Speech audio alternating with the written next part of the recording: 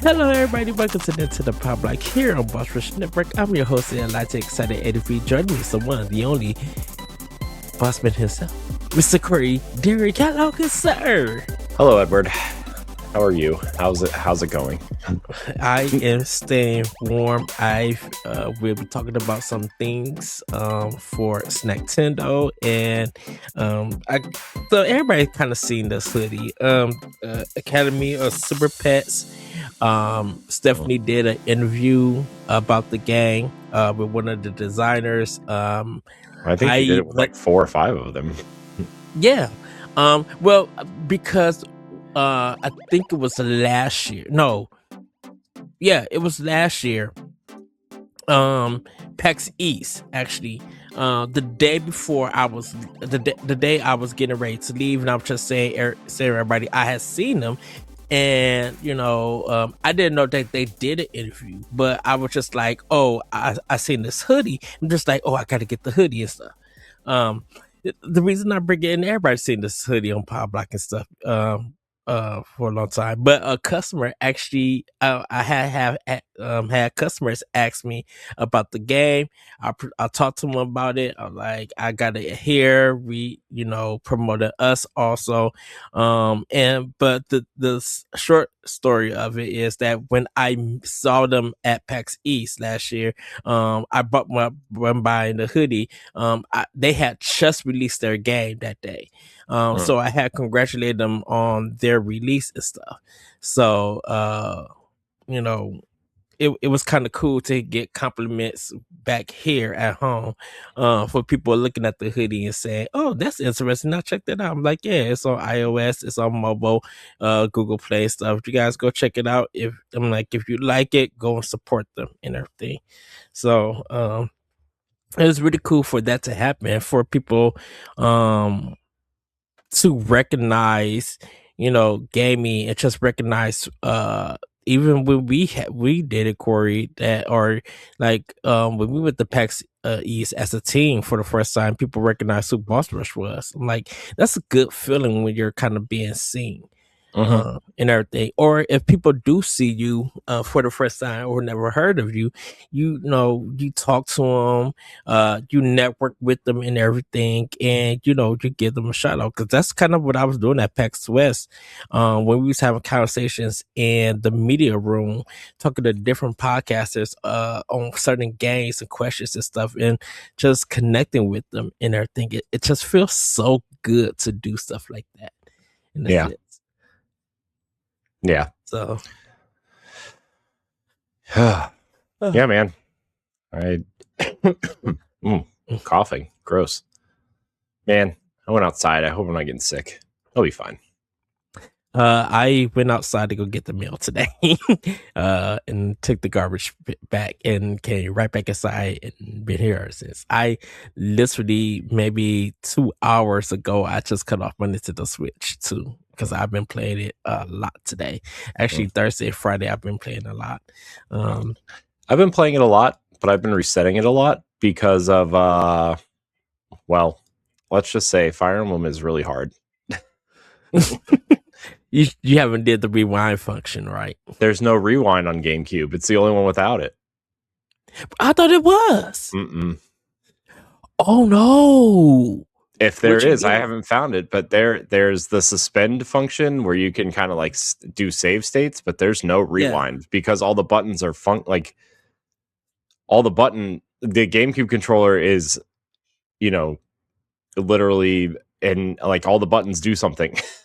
So, because it's a GameCube game. Wow. So there's no rewind function. You have to use the suspend tab and create a suspend point or whatever. I'm like literally doing that almost after every turn now. So I'm trying to keep everyone alive, man. It's hard. Yeah. It's very hard. I forgot how hard the GameCube game was, or maybe I'm just dumb and just got worse at the game. No, I text you. I was just like, oh no. I'm like, Fire Emblem has always been like that. It has always been a challenge. That's why when Fire Emblem Awakening, yeah, and they changed the difficulty, for it and made it and balanced the game and stuff, and it caught on wildfire. That's what helped people recognize the Fire Emblem series and made it is to what it is, and used its old style for the harder difficulties. Be like, if you've been used to our games and stuff and you want that challenge, you want that smoke, go to hard. But let's make this more easier because it's our last game. Maybe people may be coming to it. Man, the 3DS is I would have to give it up to the 3DS for making Fire Emblem and Monster Hunter the the biggest franchises of now. Of bringing in people into the series, because I know that LeBron has so much history with Fire Emblem. I mean, not Fire Emblem, Monster Hunter, and I love him for that. I could go to him and he's like an encyclopedia about it. But man, when Monster Hunter 4 came out, because even Monster Hunter 3 Ultimate on Wii U, as low, I don't know about the sales, but like for some reason people were getting into it, but it was still niche. It was still kind of couple from out of the blue. Monster Hunter 4 blew up everywhere. Well, the And first Fire time Emblem- the first go time ahead. I ever saw Monster Hunter was my friend Joey from way back in the day. He would bring, when we would get together to play Destiny and we were waiting for people to get on, he brought his 3DS to play Monster Hunter, and he was playing Monster Hunter 4 on the 3DS, and I was like, "What are you playing?" He's like, "Monster Hunter. It's cool." I'm like, okay. Yeah, But and I think that was the first time that it had been off of PlayStation. Because I think no, serious. no, because Monster Hunter was actually on the Wii and the 3D and the DS, because they talk to each other. That is right. And then it was Monster Hunter Tri was on the Wii and the DS, and then the Wii U got 3 Ultimate, one of those. And then it talked to the 3DS version. You could actually play multiplayer with the 3DS version. So it was actually off of PlayStation for a long time. It didn't return to proper consoles until World, right? Because it was on PSP also. Yeah, because it's okay. Yeah, that is right. I said the wrong thing. I was thinking of. I thought that Try and 3 also came to PlayStation, or those two games, or one of some iteration off of the PlayStation 2 one. I thought. I mean, I'm not 100% sure on that. I just know it was on a Nintendo console, on 3DS and DS and PSP. So okay, yeah. So I'm sorry, everybody. But yeah, because nerd. Because Monster Hunter 4 had that silver and blue 3DS when it came out. It was like a special edition.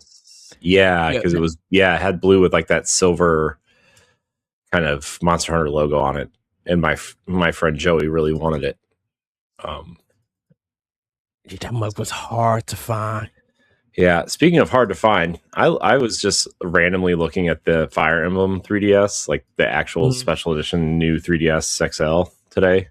Yeah, because we were talking about old video games and how like certain games have dropped in price and how certain consoles have actually gone up because of how hackable they are. The 3DS has been that for some unknown reason. Everybody's been talking about it. But go ahead. I'm sorry. Yeah, and I was like, man, I wonder how much that 3DS is now. And it's like, you can find one complete in box with the game for $500, which is like, that's expensive, but it's not as much as I thought it was going to be. So I don't know. I thought about it for a hot minute. I was like, man, Sana would kill me if I bought a $500 3DS that I'm not going to play. I just want it because it has Fire Emblem on the front of it. Well, I mean, that's how a lot of people were. They were just like people have been looking for old 3DSs so they can mod them Mhm. for some reason. Mhm. And I'm like, Yeah, they're easy to mod.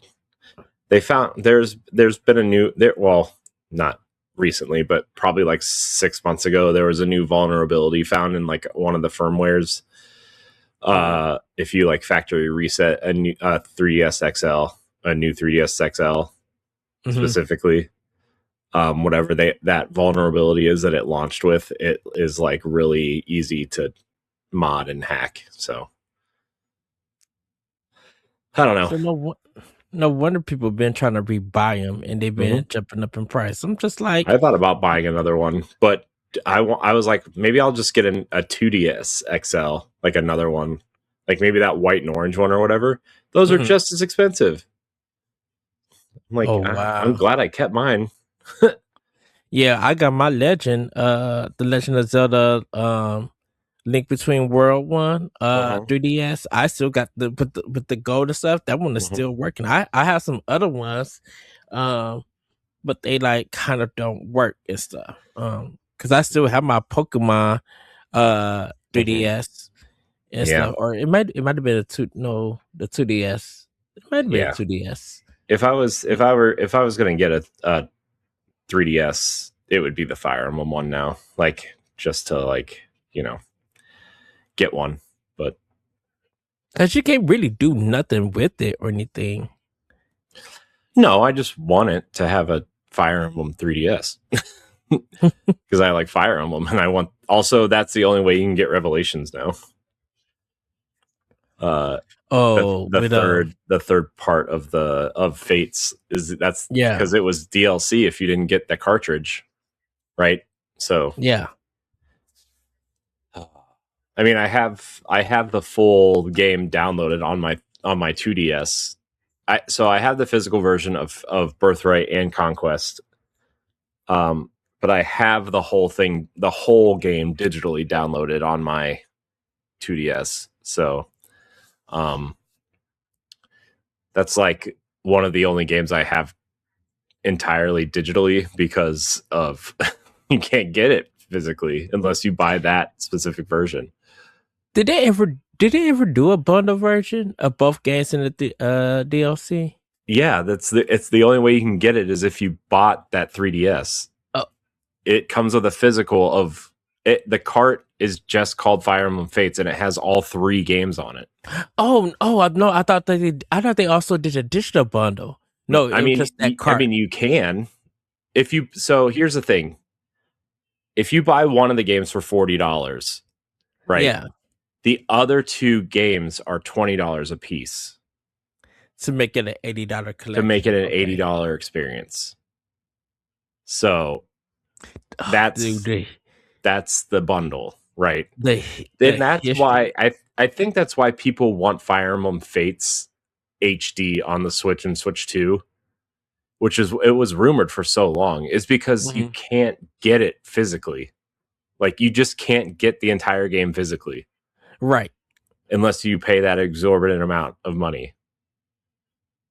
Because Fates is the dark side is the purple and black. Well, it's like I don't know. I think they want you to think Conquest is the bad side Mm, and Birthright is the good side, but I it's not. think like Revelations I think is like the true story of like you truly make your own Mhm. choices to make the outcome right because it's all about and it's what it I Fates try to do what Three Houses did so well of like it's about it's about perspective of Yeah. the stories that they're telling, not the stories themselves. And so like, if you play Three Houses as like and you join the Blue Lions or the Gold Eagles or whatever, or what is it? I don't know. No, the gold, whatever the yellow house is. Like Edelgard, the Black Eagles are the bad guys because they're like they come off as like dominant and like some people like to throw around the word fascist. I think that Mhm. term gets thrown around very loosely these days. Some obviously some political things, it's warranted and some it isn't, but not to make this a political podcast, but like, you know, she's always looked at it as like, that's the house, that's the bad guy house. But like, Yeah. if you play through that, she's fighting against that to try to make a better world for where, you know, she rules, or she'll end up ruling. And so it's just like this whole thing. Anyways, not important. That's what, Fates try to do that first. Fates try to do the three houses thing first, and it didn't quite go as well because you had to buy the three separate games stories to do it correctly. So I actually think if that game was re-released as one package, it would be fine. I actually got my 3DS out and charged it because I've been playing the GameCube game, right? Which we'll get into and playing with power, but I've really been wanting to go back and revisit Fates specifically. Before you go on, can I say I love the box art for Fates for both of them? Yeah, I think. Yeah, I mean it's very. I like the box art for the 3DS itself. Yes. I still want that 3DS. I might figure out a way to try to get that at some point. But go ahead, continue. I'm sorry. I don't remember what I was saying at this point. But anyways, I just I plugged in my 3DS because I've been so into Fire Emblem the last few weeks, the GameCube one, which is hilarious because I'm not very far in it at all, which I'll explain why later. But it's just yeah, I want to go back and because now that I'm like really understand Fire Emblem and what it is and what it could be, and like I really want to go back to Awakening and see kind of how like because I haven't really played Awakening since it came out or since right before Fates came out actually, and I want to go back and see like how okay, this is kind of where modern Fire Emblem started. Let's go back and kind of see what it's all about, you know. And I actually thought about going back to the Wii version at some point too. I'll have to buy it again, but that's a different story. But day. I also know the Wii version is much harder than the GameCube version, and I'm like really struggling with the GameCube version. So, I don't know. Maybe the 3DS ones are where you start at, but we'll get there. Yeah, I think Nintendo of Japan, I would say. I'm not gonna say Nintendo of America, but Nintendo Japan, I think they probably didn't suspect that Fire Emblem Awakening would not only jumpstart its iconic history to Americans and Europeans, people outside of the East who haven't played their games. But I think, of course, sales wise, they were like really happy to see the sales wise and kept going this route. But I think Intelligence System was probably just like, oh wow, we got something, and bringing in this new team, this young fresh team, and bouncing off ideas and stuff that it would just little changes or the changes that we made will make people into our will make this series into what it is today, and like treating it almost like it's a Mario game or Legend of Zelda or something. So now that it's in a higher tier of being recognized and doing well for sales, because I'm like, they just like after Awakening, Fire Emblem has been hit at the hit. Not so much when they re-released some of the older games that never came to America, but they remade them and they thought it would be something there, but it didn't hit well and stuff. And then Three Houses came out, and then it was that refresh again to it, but this time it was in the hands of Koei Tecmo. A little bit of an Intelligence System because it's their IP and they're gonna manage them stuff. Yeah, but they were working on Paper Mario at the time, obviously. So yeah,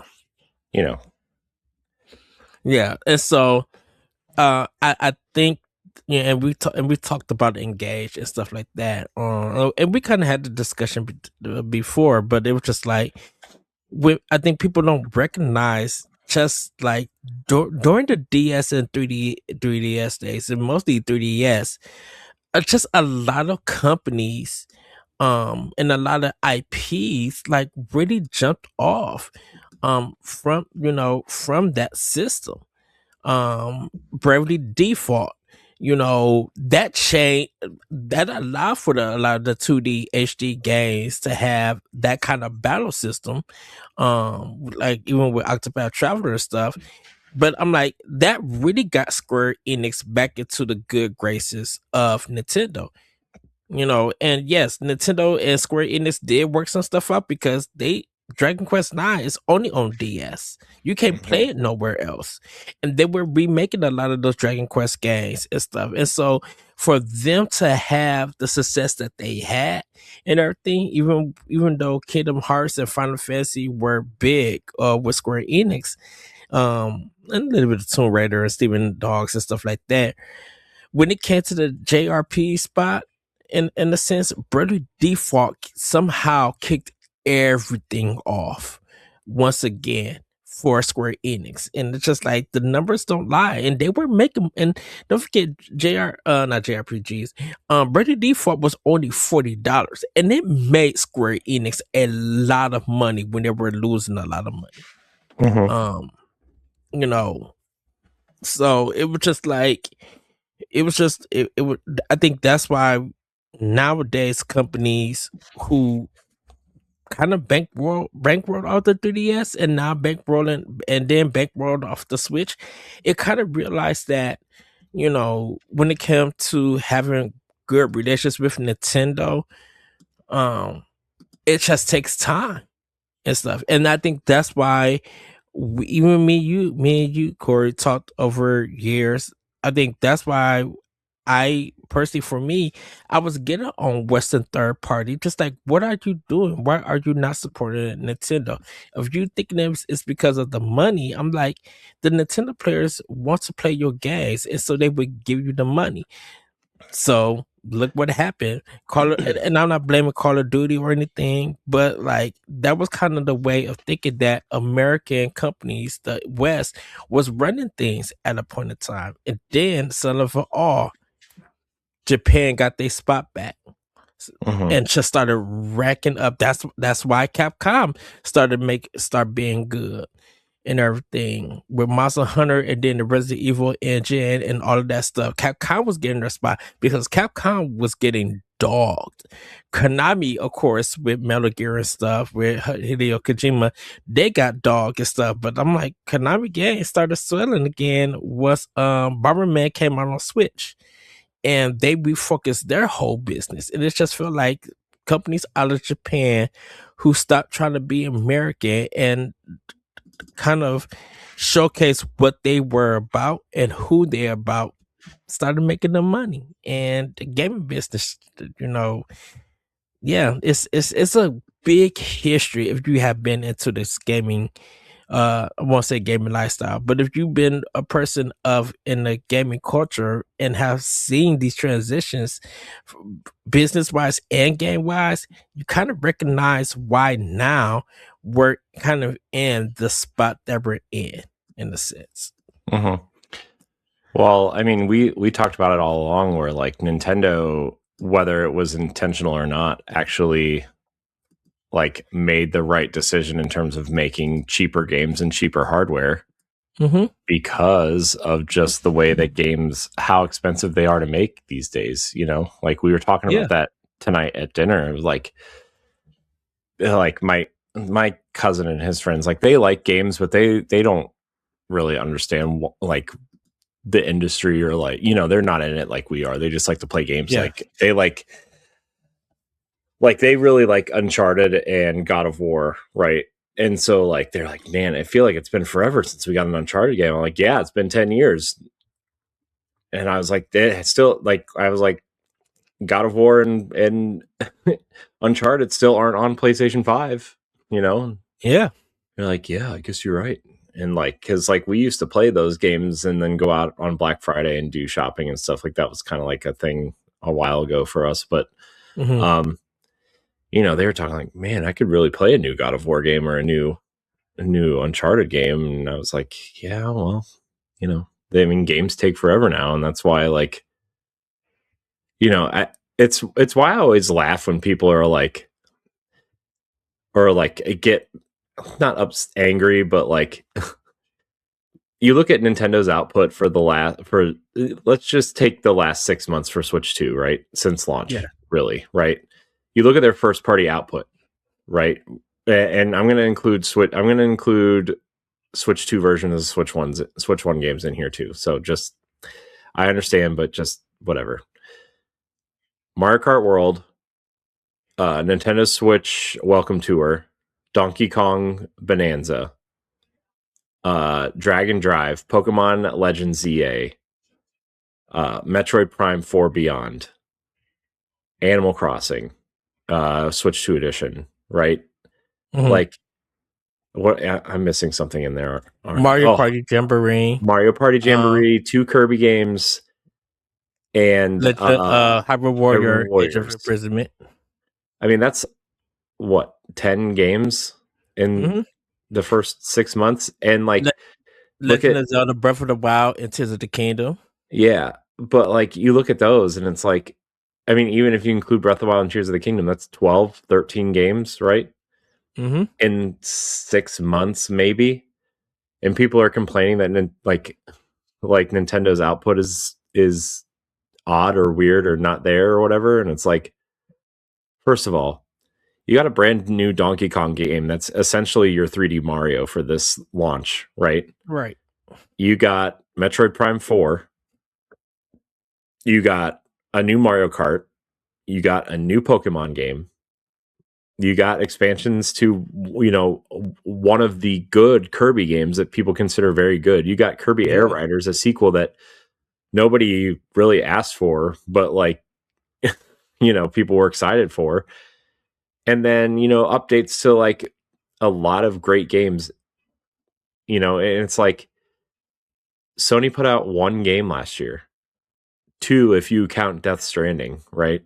Like, they put out Ghost of Tsushima last year. That was their game last year. And okay, they published Stellar Blade and Rise of the Ronin.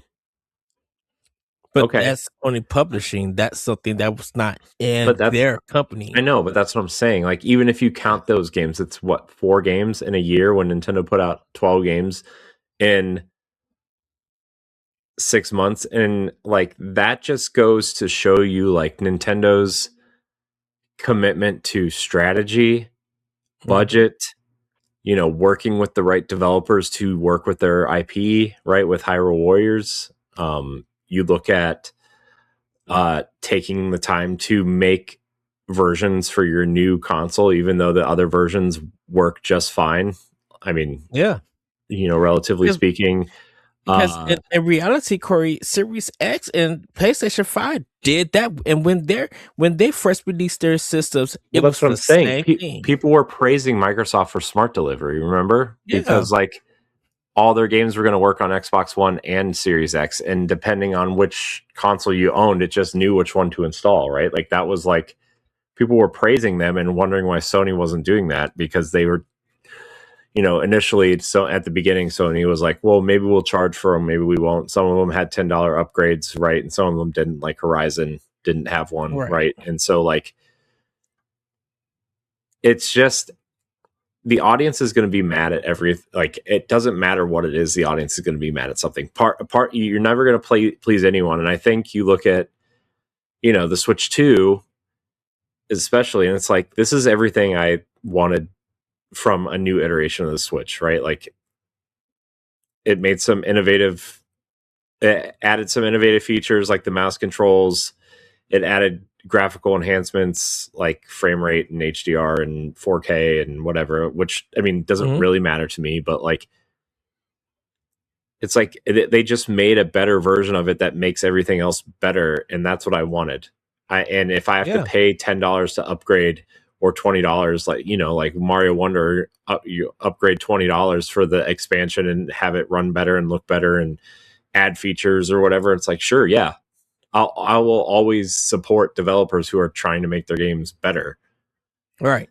And some of the updates are free, some of them are 10, some of them are 20, depending on what they're adding. But like, it's And then, just like, okay, well, now we are looking at 2026, right? And you and I have already named like 6 or 7 games that Nintendo's already working on without even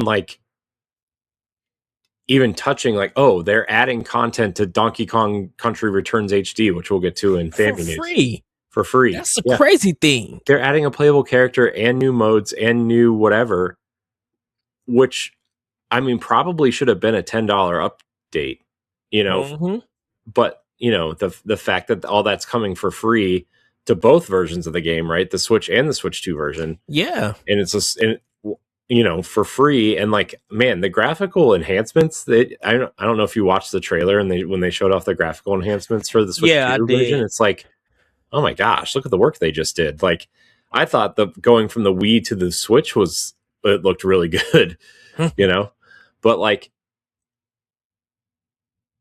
you ask other studios to do that to their games, and I just think that's why Nintendo stands the test of time across the board, right? And like, like I said earlier, I'm playing Fire Emblem Path of Radiance right now, and it's like they went through a lot to make sure that their GameCube emulator ran at a specific frame rate and a specific resolution. I mean, Fire Emblem runs at 1080p, and like, it looks I'm playing it on a 65-inch 4K TV, and it looks incredible. It looks incredible. It's like, this is all I've ever wanted, was an HD GameCube, and they gave it to me. They gave it to me. And like, I got to start it so I can see it, but I know what you mean, dude. I mean, look at Wind Waker, right? I mean, I'm sure you started up Wind Waker at some point just to look at it. And it's like gorgeous. I mean, it runs at 900p on the GameCube emulator, and it's like, it looks almost as good. It looks almost as good as the Wii U version. Not quite, because, well, I think the GameCube or the Wii U version looks better, but still. But then that gives you hope of, if I see Twilight Princess and Wind Waker HD, like straight 4K 60, it's going to look insane. There are 2 different art styles. Twilight Princess is gonna be mind-bendingly gorgeous. I'm just gonna look at, if I see Wind Waker HD 4K on Switch 2. I'm like, I want pictures. All I want is gonna be pictures. It's gonna be hard to start the game because Nintendo knows how to use their art. Yeah, and we were saying that all the way back then with the GameCube, right? And like, how people were calling Wind Waker Zelda and all that stuff, right? And it's like, I mean, again, I would be lying if I said I was excited for that version of Zelda, right? I was like, because they showed that Space World demo. I mean, we've talked about it quite a bit on the show, where like, basically an upgraded version of the Ocarina of Time of that version of Link fighting Ganon, and that looked so good, and we were like, oh my gosh, I can't wait to play that Zelda. And then we got Wind Waker, and it's like, oh my gosh, this looks ridiculous, especially since we got like Mario Sunshine looked great, and we were on the verge of getting Metroid Prime, or Metroid Prime had just come out. I forget which one came out first, but like, Metroid Prime looked amazing, and it's like, we're going back to this cartoony Zelda looking thing. Like, where's the where's the good looking Zelda we saw at Space World? But then you play it and you realize, oh my gosh, this plays great. And then, as you grow, you learn this, oh, this is going to hold up for a lot longer than something. Like, don't get me wrong, I love Twilight Princess, but Wind Waker's art style definitely aged much better than Twilight Princess's did. Yeah, for the most part, right? So that's why Twilight Princess HD, when that came out on Wii U, I'm like, good googly moogly, this game looks insanely great, amazing, and it's cleaner. I'm just like, yeah. I just I want those HD versions. I wouldn't put it past Nintendo, obviously, to like. I mean, look, this is the 20th anniversary of Twilight Princess, right? It's the 40th anniversary of Zelda. Mm-hmm. That game is coming to NSO, or that game is coming to Switch 2 in one form or another. We have a question about it, and I know we got thoughts, so I kind of want to save it for that. But go ahead. What's the question? We have a question from Discord. Is in the question person. Okay. So we'll get to that in a little bit, but like, yeah, I really think that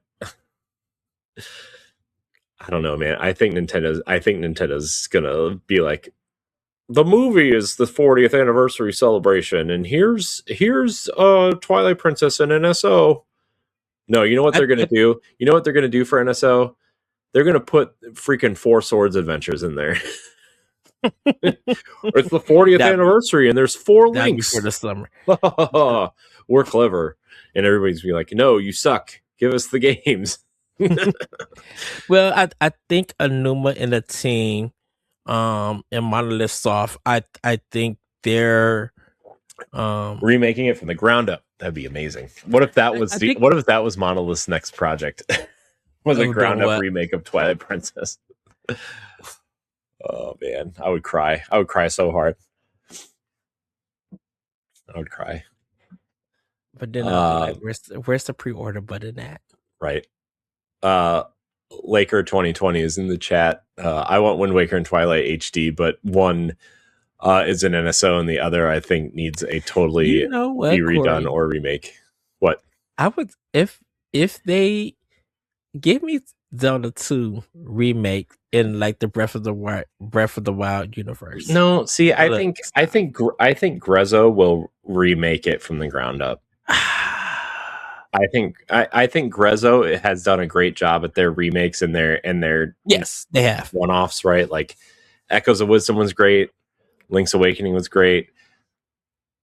I think those 2D sections in Link's Awakening shows you what Grezzo wants to do for a Zelda 2 remake.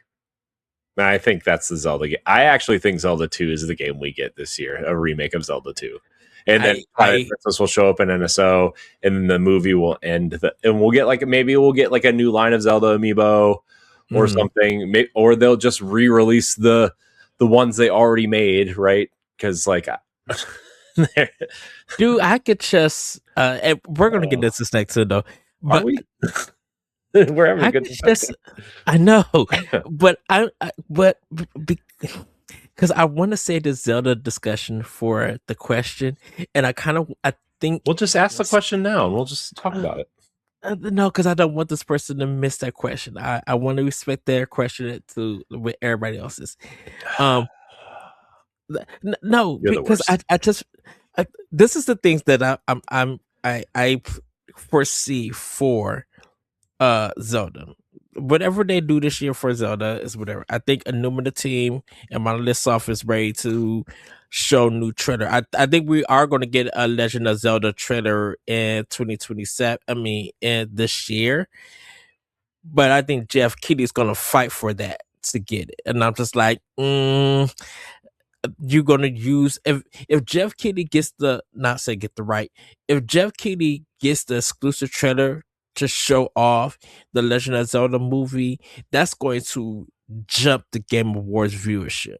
So even if anything goes wrong, they're literally gonna that trailer will save the Game Awards. That's a smart business move on both parts, but I don't know yet. I think in the summer, for the summer direct, we'll definitely see the next Zelda. I think we'll see a 3D Mario, and we'll see the next Zelda, because right now, I think right now people want to see, what do you guys have? What are you guys doing? Because I actually have a thought that would be really cool, and I think this wouldn't. So I do think Twilight Princess is coming to NSO, but I wonder if Grezzo is going to remake the first game in the style of the Link's Awakening or something like that, a full remake of the first game, and just like make it modern, which I would totally be down with, actually. Yeah, because there's some things the first one can be used to be remade in a sense. Yeah. I do agree with you, but I wonder if they do remake it, do you do a full Yes, you do a full remake. You do a full like top down, almost 2D, A Link Between Worlds, Link's Awakening style. But because this is the problem, a lot of the bosses are reused in a lot of the Legend of Zelda. So I'm Well, I thinking, mean, like, you can like, I mean, obviously you can like change the bosses a little bit, but like, well, I 'cause think do you Samus return it like with Mercury's theme? That I mean, you do yeah, have some bosses, but then you add new stuff to the yeah, game that wasn't in the original. yeah. Okay, I mean, I think you could like definitely look at the bosses and be like, oh well, these bosses are clearly like palette swapped and made, either minor enemies later or mid bosses or whatever later, right? Like you can definitely do that, but also you can be like, oh well, maybe we just take The Legend of Zelda, remake the game faithfully, but then use classic Zelda bosses from other games and use those as the dungeon bosses instead of like palette swapped versions of the other bosses. yeah. And then you could also do like the second quest also in there. Ooh, Right? Like you could also do that and to make the game more, replayable, because that Mhm. will, and maybe you can like carry stuff over or whatever. But I don't know. I'm just thinking of ways you could celebrate The Legend of Zelda without like angering a bunch of people, right? Because like there are definitely things you could add to NSO. You could add the Master Quest, right, of Ocarina, which was on GameCube. You could Yeah. add Twilight Princess, which I know that would be the one that would make a lot of people angry because they want the HD versions, right? But Mhm. uh Because we I got think both of the games on NSO. yeah, I think remaking that first game in a modern yet classic style would Mhm. celebrate the franchise while also like not angering a lot of the fan base. Yeah, because I know they're like the cosplay is going to be insane. I think people dressing up as Zelda, Link, and other characters from the games. I think people are going to be making new costumes. Um, definitely for the movie. Like I would not be surprised to see little kids dressed as Link and Princess and Zelda, or even Ganon. Like I could see some these buff guys, maybe buff ladies too, or buff. I can see the people who work out who buff come as Ganondorf and or Daddy Dorf for some people. I mean, we went Just totally different direction with this than what we were talking about, but okay. oh no, because I think people will celebrate like you do the games, you do the announcements, people celebrate with having birthday parties or parties to celebrate Legend of Zelda podcasts, and people dress up um in costumes from the Zelda universe, and then it concludes with the Zelda movie. That everybody's gonna be wearing all of that, so we do get the Zelda 1 or Zelda 2 remakes, or re-releases on NSO. And then you just Nintendo just sees the fandom across the world who loves the Zelda series and stuff. Yeah, but I I mean, think people see this. I think Nintendo sees the Zelda fandom now, right? mhm, I don't know. I understand the movie is kind of like their big push, right? But like I still feel like that they need to do something gaming related. I mean, and even Nintendo did something for Mario for his 40th, right? Of like, yeah, okay, we're gonna add content to Mario Wonder. We're gonna re-release, Mario Galaxy 1 and 2. and then we're gonna put a bunch of amiibo out that you'll spend $1 billion on, and a talking flower and a alarm clock. I don't know, all feminists. But I could just see that with the Zelda franchise, it's gonna be a big thing because I'm like, it's out of anything and everything, Miyamoto has to say something. He has to come out. God protect them till it happens.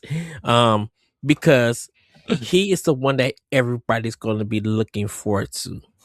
We're going to be looking forward to Miyamoto coming out and speaking about the franchise, speaking about how he grew up and there was the idea when he was a kid and stuff, and how Anuma, he'll come out and say something like how him and the team and even Monolith Soft, just went from like the Legend of Zelda Ocarina of Time to what it is now.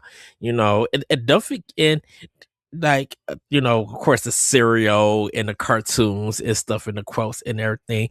But I gotta give it up to the Zelda series for people to fall in love with action RPGs or action adventure games and stuff like that. It really is because of the Legend of Zelda and the impact that one game or any game in the series has had on gamers and stuff. I think that's why when you think of the first Darksiders, that's why they kept using Zelda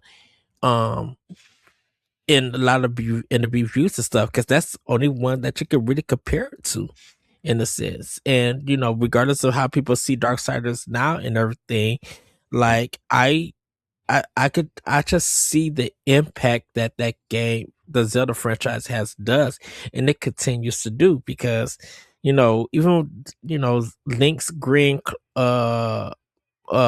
clothing and stuff is iconic now. It's the Breath of the Wild clothes. So like you have two different styles of clothes that you can wear to represent Link that people will recognize and stuff. And I just think that's amazing for a game or franchise to be there like that in 40 years. Like Final Fantasy has done it and stuff. The Mario series has done it,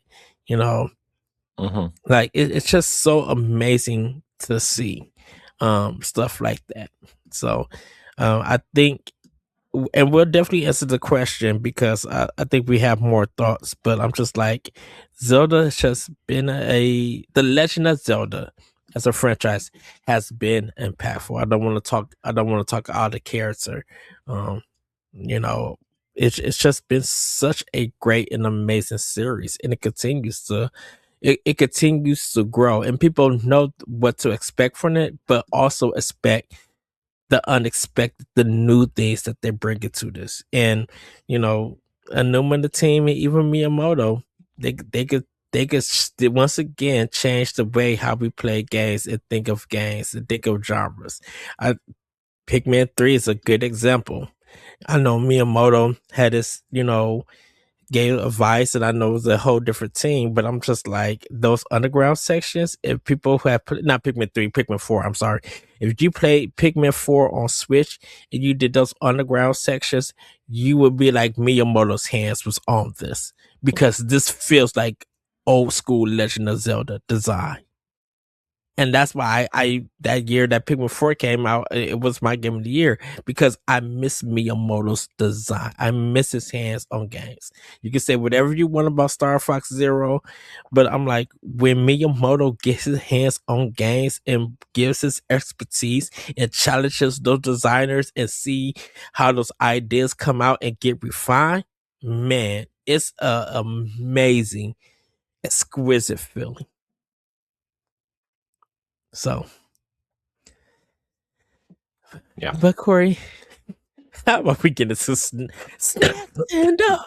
Because we just did about 3 expansion passes. I mean, yeah, who cares? This show's gonna be like 10 hours long anyway. That is true. My kids will be up before this episode's over.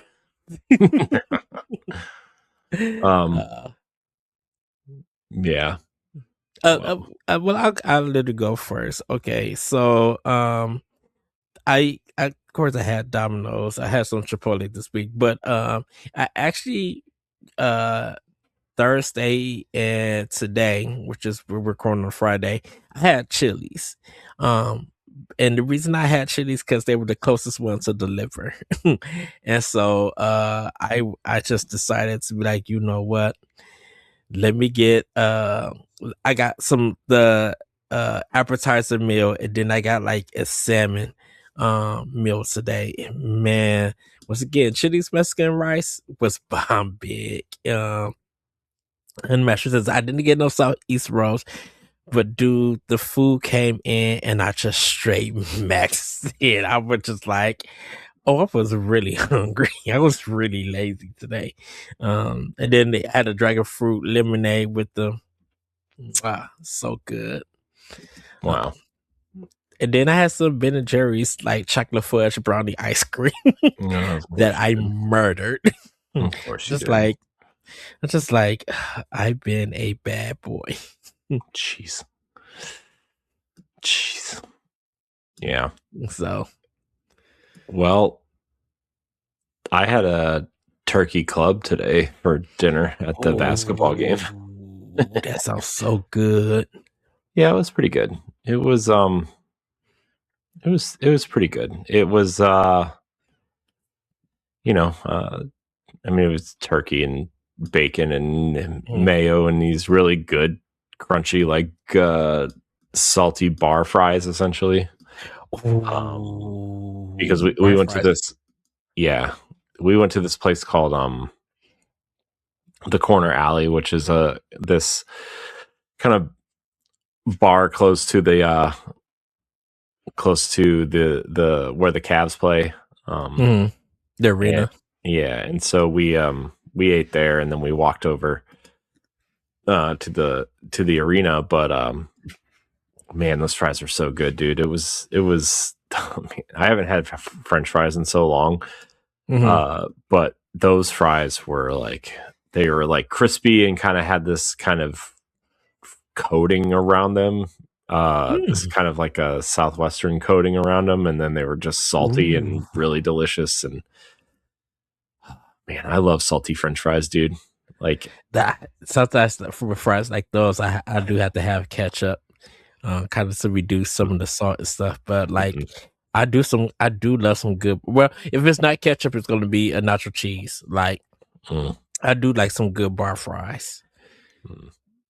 You know what I do like to do, and it sounds gross, and people in the chat are probably going to roll their eyes or be grossed out, but when they're like those Southwest fries like that and they're really salty, I really like to dip them in mayonnaise. Oh, yeah. I love dipping fries in mayonnaise. And like that's a Midwest thing, dude. It fully is a Midwest, because my people in high school, people were doing that, dipping their fries into mayonnaise. Yeah, it was really good. And then at the game, I had a hot pretzel and cheese, which is like just, I love hot pretzels and cheese, dude. So much. So good. Annie's.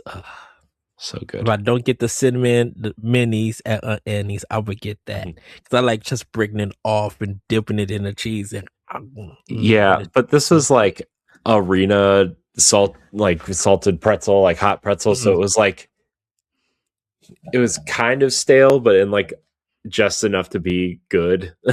You know what I mean? And then you dip it in that nasty like plastic cheese essentially. But somehow it just works, and you're just like, oh man, this is like the nacho cheese soaks up into the hardness to make it like a little bit soft. Sometimes. Yeah, and it just so good. It was very good. I actually enjoyed being a human today. So could you just like, I know I didn't do good for my diet, but I had to. I mean, I never do this. You know, I never like go out, you know, and do things. And so I don't know. It was fun. I had a good time. And it's a basketball event, so you know you're gonna get hungry. for a 2/3 hour game, depending on how long you've been there. Yeah, I mean, I think the game was like 2.5 hours. So it was good. They won too, so that was good. Oh, that's Although great. I was worried. We were playing the Sacramento Kings, and they are second to last place, and we were losing for a while, and it was like, oh no, we're gonna lose to this team, but we did not, and that was fun. Oh, okay. Oh, good times though, man. I like going to basketball games. Like I think I like watching football better in terms of like just watching sports, but going to basketball games I think is the best. I love going to basketball games. Football, they just make the at-home experience so much better. But we're not here to talk about that. Yeah. I mean, we can, but I know people aren't here. People get mad at us on Xbox Casuals because we talk like we always end up talking about sports for like 20 minutes somewhere within the show. On Tower Casuals or Xbox Casuals, Josh and I, because we're both big football fans. And Josh's team is in the playoffs, and the Browns obviously are not. The Browns are around getting ready for that new season. No, dude, they're all in like Cancun and stuff, getting ready to just relax for however long. Man, the Browns are embarrassing, dude. I have to get this out. I know we're not talking about sports, and I'm sorry, everybody, but the Browns are supposed to interview a new head coach this weekend. And so we were supposed to interview the Dolphins coach who got fired. Okay, Mike McDaniel, for our head coaching spot. Wasn't that in the news? Yeah. Okay. I know one coach was like, it was in the news. This is like, I don't know if it was like a rumor or something, but I mean, there are 9 coaches in the news right now, so you probably because people are getting like, because people like a lot of coaches and stuff are getting interviewed for stuff. Yeah, they're getting all of them got fired and then are now looking for new jobs. Yes, that's how the NFL works every year. It's called Black Monday. Well, shoot, some of them already got a job. I'm like, you just got fired and you already because good coaches got fired, which is the confusing part. The Browns ex-coach got hired in Atlanta, and he took his entire team, like his entire like offensive staff with him. So, wow. Anyways, just to kind of make this quick, the Dolphins head coach Mike McDaniel got fired at the end of the season. Dolphins were bad, but then they went on a little run. I actually thought he was going to stay there. I thought he wasn't going to get fired. But then he did, and he was supposed to interview for the Browns head coaching job. And before he was supposed to interview, he said, "No, I don't want to coach the Browns, like at all." And he took a demotion to go to the Los Angeles Chargers to be their offensive coordinator, not even their head coach. But he is interviewing for the Bills head coaching job this weekend, but he will probably end up with the Los Angeles Chargers as their offensive coordinator. And he was supposedly the favorite to be the Browns head coach, according to reports. Like the Browns really wanted him to be the head coach because he's young. He has a great offensive mind. Like I think he's a really good offensive coordinator, like a great offensive coordinator. And he was here once before. Like when he first started coaching, he was our wide receiver coach at one point. But yeah, he's going to go to Los Angeles and be the offensive coordinator, not a head coach, which also the other thing that really hurts I don't really care either way. Like if he's our head coach or if he would have interviewed or not, because I think there are better head coaches out there. But like, I think like it's an even bigger blow that, the Browns really wanted him and that our owner, as many bad decisions as he makes, he's not afraid to add zeros to the end of the check to keep someone or hire them. Wow. So like he would have probably made like more than he was worth here. And the thing is with coaches is like even if you get fired, you're like your contract is guaranteed. So like even if he got fired after a year or two, like say he signed like a 5-year contract, he would have got paid for 5 years regardless. There was one point where the Browns were paying 6 head coaches, by the way. When they hired Kevin Stefanski to be our head coach he was our coach for 6 years. When they hired him, they were still paying 5 other head coaches. So, wow. Which is hilarious. Anyways, sports. Hot pretzels and cheese are good at basketball games. Was where that conversation spun out of. They're good. Dude, they're good anywhere. If done right and made right, they're good anywhere. Yeah, but there's something about nasty sports food that's good. So. That's why I can't wait to taste more Boston food this year. So yeah, if PAX would ever let me know if I'm going or not, that'd be great. I would also like to eat some food in Boston, Ed. Yes. PAX. Sorry, did that sound salty? It felt salty. Like that pretzel I ate earlier. I was about to say that too. Well, how about we get into playing with power? Corey, go ahead. What have you been playing with power? So I've really only still been playing Fire Emblem Path of Radiance on NSO. But let me tell you, I had to start over because I lost a character and I didn't create a suspend thing because it doesn't make it obvious who, like, if you lose someone during a battle, who survives if they get beaten or who dies during the battle, because they have certain story points, right? So like chapter like 6 or 7, right? I lost Soren during a battle, but he has important story beats, so he survives even if he quote unquote dies during battle, right? So like I was like, okay, whatever. Then I get to like chapter 11 or 12 and Boyd dies during the battle and it was risky, and I'm like, he seems very important to the story. I bet he survives this battle. Nope. He does not survive the battle if you lose him. But he still is quite important to keep around, apparently. So I had to start over. So I've been like battling my way through these battles up through like, I think I'm on chapter 7 now. Again. My playtime, I've been skipping all the cutscenes and stuff too because I've already seen them. And so like my playtime is like 2.5 hours, even though my GameCube NSO thing says almost 10 hours on it now. And Fire Emblem's literally the only game I've played besides like 20 minutes of Wind Waker just to see what it looked like. But yeah, it's hard, man.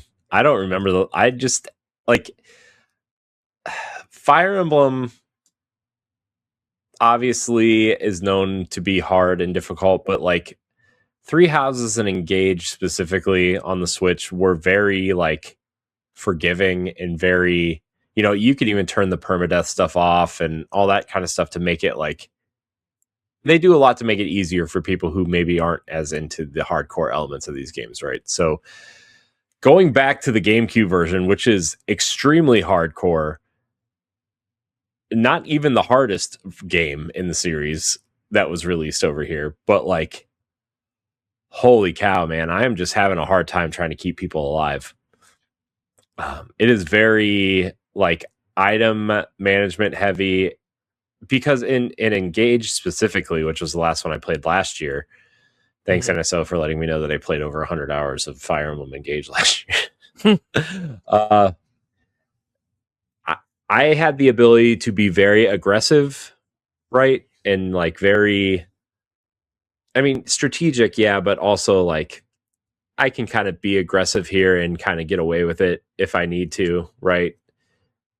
Dude, this is very like it's almost so defensive. Like you're always on the defense, it feels like I'm always using potions. I'm always using my healing abilities. I'm always using the mend ability. I'm always trying to keep my mage and my healer back far enough so enemies can't like walk up to them, right? Like I'm learning how to position characters better. Like, oh, well, the characters with the javelins and the arrows, like position them at an angle towards an enemy because they can't hit you back unless they have a javelin or a bow and arrow, right? Like, oh, walk up to the bow and arrow guy with your axe guy because they can't hit you from one space away. They have to be 2 spaces away.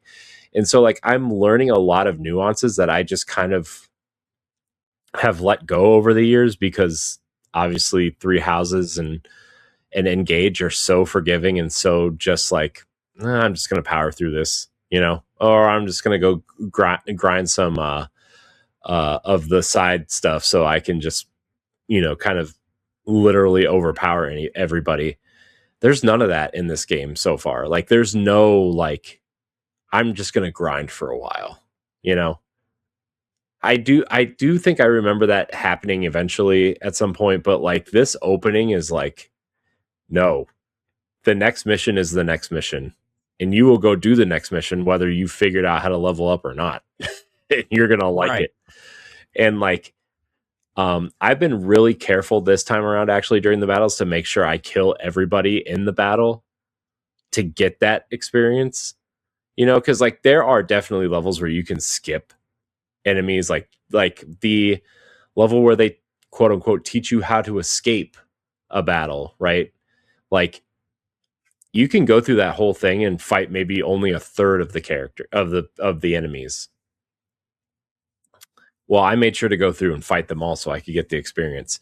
And I made sure to go fight them with like the weaker characters because Titania, which is kind of like she's the strongest and she has the most armor and she has the most defense. Like I use her every time I'm in trouble, I make sure she's around so I can just kind of like she's essentially like a bullet sponge, essentially. Is like, oh, well, I'm going to place her in front of these characters so I can heal them while she takes the damage, right?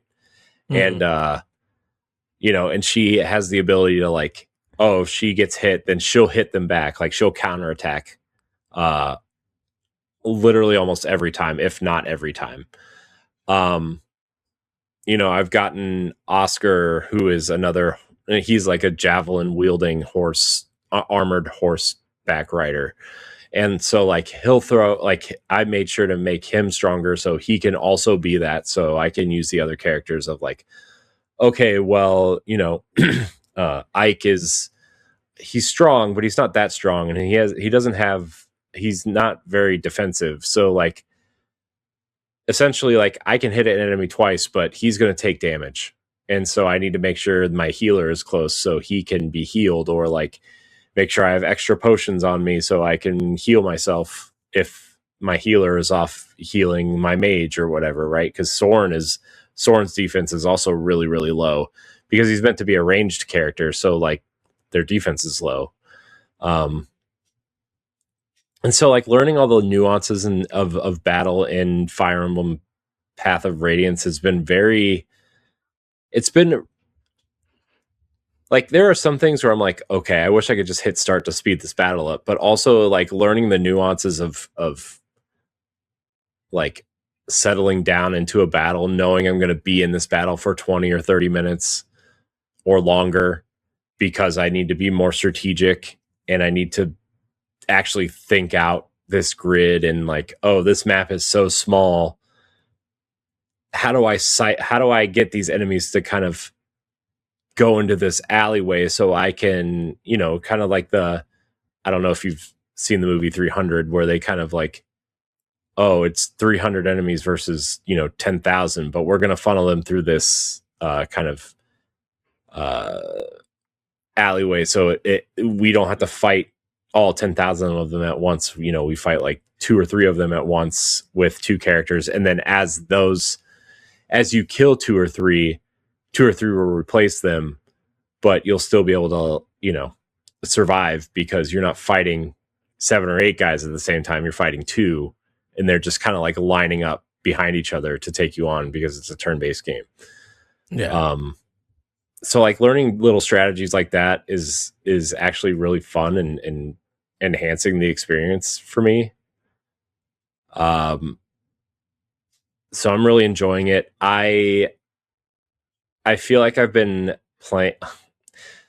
The only thing that's frustrating is like I feel like I've been playing this game for so long and I'm not far in it because I had to restart because I don't want to lose anybody. And it's been really kind of frustrating that way. To like, oh man, I've wasted like almost all of January playing this old game and I'm not far at all. But at the same time, it's like, it's really fun to revisit this GameCube classic. It is a classic GameCube game. And if you have a Switch 2 and you missed it on GameCube, play it. It is fun. Ike is a great character. The Grail Mercenaries storyline is so cool, and it continues on in the Wii game, which I wonder if I'm starting to wonder more and more if the Wii is going to be the next kind of main console that hits this service at some point. There are 2 reasons. Obviously, like Fire Emblem is one of the reasons, but like, you know, I have also been thinking a lot about Metroid Prime 2 and 3 and like wondering if they're going to ever, if they're not going to remaster those 2, like the obvious choice would to put 3 on NSO as a Wii title. And so I've kind of been thinking about the Wii version a lot also because I think Radiant Dawn is I think Path of Radiance is a better game. I think Radiant Dawn has better characters, but also Radiant Dawn is a direct sequel to Path of Radiance, and you need to play them in that order. Mm-hmm. Even though Radiant Dawn is Micaiah's story, like it is a continuation of Ike's story also because it deals with the fallout of the war and everything. So like, I don't know. It's great. I'm enjoying it. I love the characters. I forgot how endearing Maya was, or Mia. I never really knew how to say it. I think it's Mia, but she's fun, and like it's almost like you want to protect her, but she's actually like one of your better fighters, it turns out, because she has when she gets attacked by someone, she has the ability to attack first always, even if she's being attacked. Like she'll attack first, and that's very useful. Now she's not very, like, she can't really dodge out of the way when she does that, but like getting that extra hit in, like, could be like life or death for another character when they go to attack. So like, you know, it's really cool to learn strategies that way. But that's kind of all I've been playing. I played a little bit of Mario Kart with my kids also, but really it's been all Fire Emblem, and hopefully I'll have it beat by the next time we record, because that's, you know, I'm not recording anything until, you know, probably Xbox Casuals or Tower Casuals, or if we record in the middle of the week next week, I don't know. But yeah. Fire Emblem Path of Radiance, great game. Love it. Yes. Like, I'm thinking about it right now. Like, I wish I would have come home earlier or not gone at all, so we could have recorded it, and then I could go lay in bed and play it for like, because I've actually been staying up late playing it in bed. I actually fell asleep playing it last night. Oh no. Like, because like I recorded Xbox Casuals last night because we were talking about the developer direct, which that episode is up now. and by the time this goes live for everybody, like it'll have been out for a couple days anyway. But like, I was waiting for it to process the audio, like the video and the audio to process through StreamYard, which we got to move off StreamYard, dude. This service is it's not good at all. I want to move to Riverside, and you know, we'll figure it out later. I know Talking Shop is dumb on stream, but like I was downloading the files and it was taking forever. So I was like, I'm just going to go to bed and I'll edit it tomorrow and post it tomorrow and whatever. And I took my Switch upstairs and I'm like fighting through. I was like, I'm creating a save state right here. And so I created the suspend state, and I was like partway through a battle and I fell asleep while I was battling.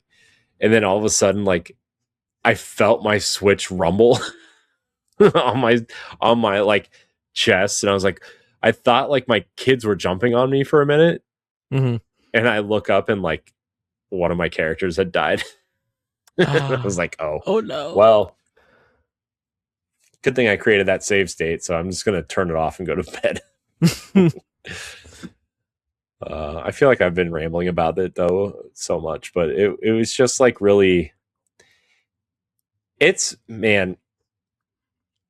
I feel like since we started the show, or at least like this iteration of the show, like all I've wanted was like an HD GameCube, right? And we started talking about it like, oh my gosh, they're actually doing it.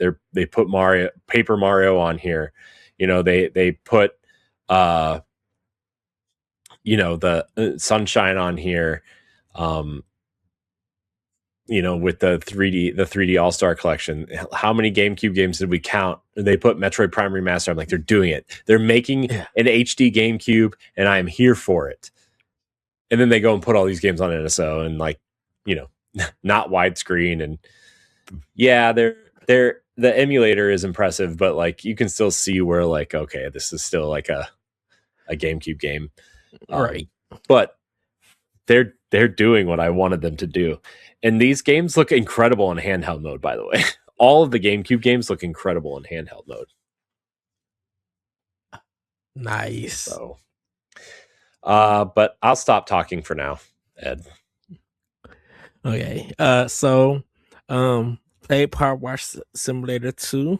I think I'm at the halfway point in the sense. Right now, I'm like in a roller rink. That I have to clean, and it looks like it's going to be a very big job. It looks like it'll be like a 4-hour job for me to do. 4 plus 6 hours. 4 to 6 hours, I should say. Jeez.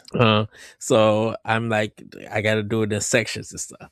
But I put it on hold for right now, but I'll definitely get back to it because I've been playing Mio Memories in Orbit. This is a Metroidvania action adventure game where you control Mio, and you go and to these different rooms, and you know, you explore and everything. It's kind of in the style of Hollow Knight in a sense. Thing is, there is some difference. You do get shards and stuff, so you do get a currency.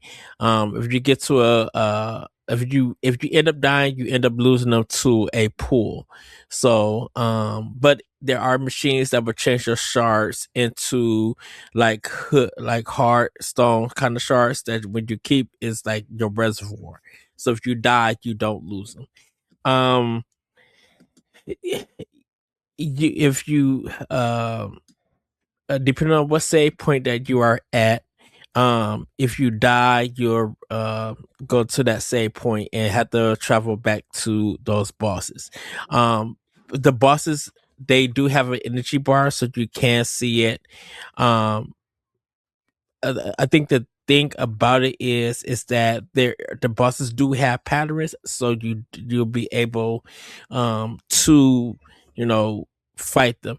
Now, I will say this: you cannot like, if whatever hit that you get, you take your hit until you get to another save point or to energy refill, because like once you get hit, you can't. There is nothing that's going to refill your energy. None of these enemies give you energy. You literally just have to take the hit and go on. But if you get to an energy refill to fill your energy, you'll be fine. Uh, you do lose like in it, like you are locked out of some of your energy also.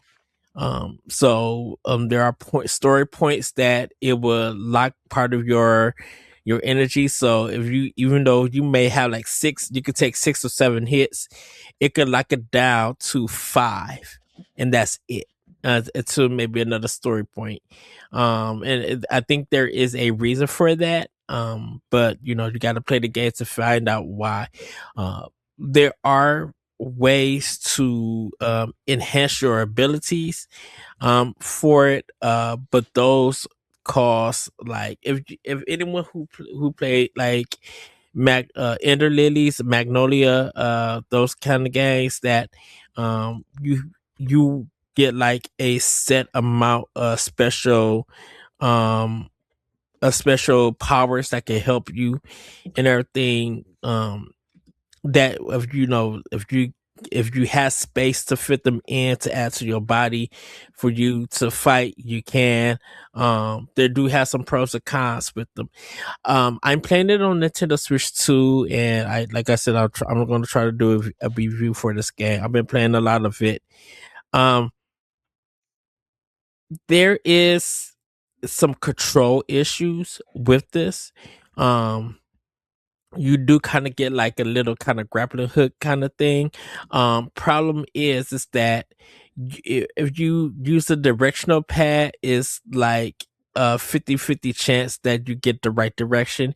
If you do it with the analog, you'll get 100% complete. So you kind of got to switch if you're using a pro controller. I haven't played this on a Joy-Cons or anything just yet. And stuff. They do have some accessibility things, but I haven't tried those just yet. There is some button lag in it, for some parts. So if you do press a button and you press it at the wrong time and nothing happens, that is part of the button lag that's in it. The response to it, because as great as the game is, and it's a really great game, phenomenal soundtrack. The characters are voiced in this game. You know, there are some battles, like some mid bosses that you are fighting and you don't get no power from them. You know, you got to find secret areas that will hold the power that you need, or the ability, I should say, that you would need to progress through the game and stuff. So, I it's a really great game. I will say it's not my game of the year. It doesn't get that kind of nomination just yet until I finish it. There is a store that you could buy some things. The character male, he's or he or she, I should say, or it at this time. They're very funny, and everything, and you have to find their workers in order to buy more in the game and stuff. So you do collect heart container kind of things, energy containers, and so if you get 4 pieces, you add extra energy to it. So it is a really good game. Once again, it's kind of directionless, so you just got to be aware what area that you are in. Also, everybody, you cannot buy a map in this game. So you just got to explore and get to a save area. If you save it, once you begin again, press the minus button so that the map will reveal more of everything that you explored. If there are pieces and hidden stuff in it, you might want to mark it down and keep a remembrance, because it does not tell you where everything is. So the only kind of marked things that you will see on it is the machine to turn your currency into hard currency, your shards. save points and then energy points, and that's it. It does not tell you, and if you add a save point, it'll tell you where you're at, like what city or place that you're at. Other than that, it don't tell you anything else. You literally have to explore. There is no dash button in this just yet that but if you hit them with, if you like use your hairpin, that's what it is. If you use your hairpin, that's kind of the push you forward and stuff. Or you press X and you gotta dodge, you could like kind of disappear and stuff. But there is no air dash in this. So good luck in if you are looking for a game that has no air dash. I was telling a friend, I was just like, I blame Mega Man X because of the like air dash and stuff to help me get around and everything. And I'm so used to having an air dash or some kind of dash in Metroidvania kind of game and stuff. At least with Samus and stuff, I don't really need an air dash in those games and stuff because Samus moves real quick, and there are ways to the fights in those games are more balanced, and some of these fights in this game are just, they're a little bit frustrating because you do have to wait for the patterns and stuff to happen for you to memorize them and be able to counterattack and attack and stuff. So but an air dash would help sometime. But yeah, so I'm working on that. Hopefully I will have my full review for the game next week for you guys to read. But right now it really is good. I do recommend it, but more for people who are in the Metroidvania county camp. I wouldn't recommend it to everybody just yet. I will wait to see if they balance some things out or patch some things and fix it. If you're into it. But yeah, Mio, Memories in Orbit, definitely if you play this game and stuff, listen to the soundtrack. It has a great atmospheric, memoryless, but yet Streets of Rage 2 meets hip hop soundtrack in a sense. But be some of the beats and sounds, it's like it's really really good to hear and stuff. And the voice acting is phenomenal also. Very funny but really really good. Help to narrate the story. So yeah. So that's all I've been playing. Playing with Power. Corey, you have some things to show. I do. So obviously I've been on my Power Ranger kick. Yes. Collecting those. So I've completed the base Ranger set. I still have a bunch of stuff coming to the house, but I found a set of the Omega Rangers, which usually cost like third hand, obviously, but like somewhere between like $100 and $120, $130, sometimes depending on the condition of the box or whatever. Found somebody was selling a set of them because they only come in the 4 set. Like you have to buy all 4 of them as a set, right? They all come in the same box, and the box is like presented like, the Boom Studios comic books and whatever. And so like the box is really nice, and they're like, this box has a dent in it. There's a couple folds and scratches in it. And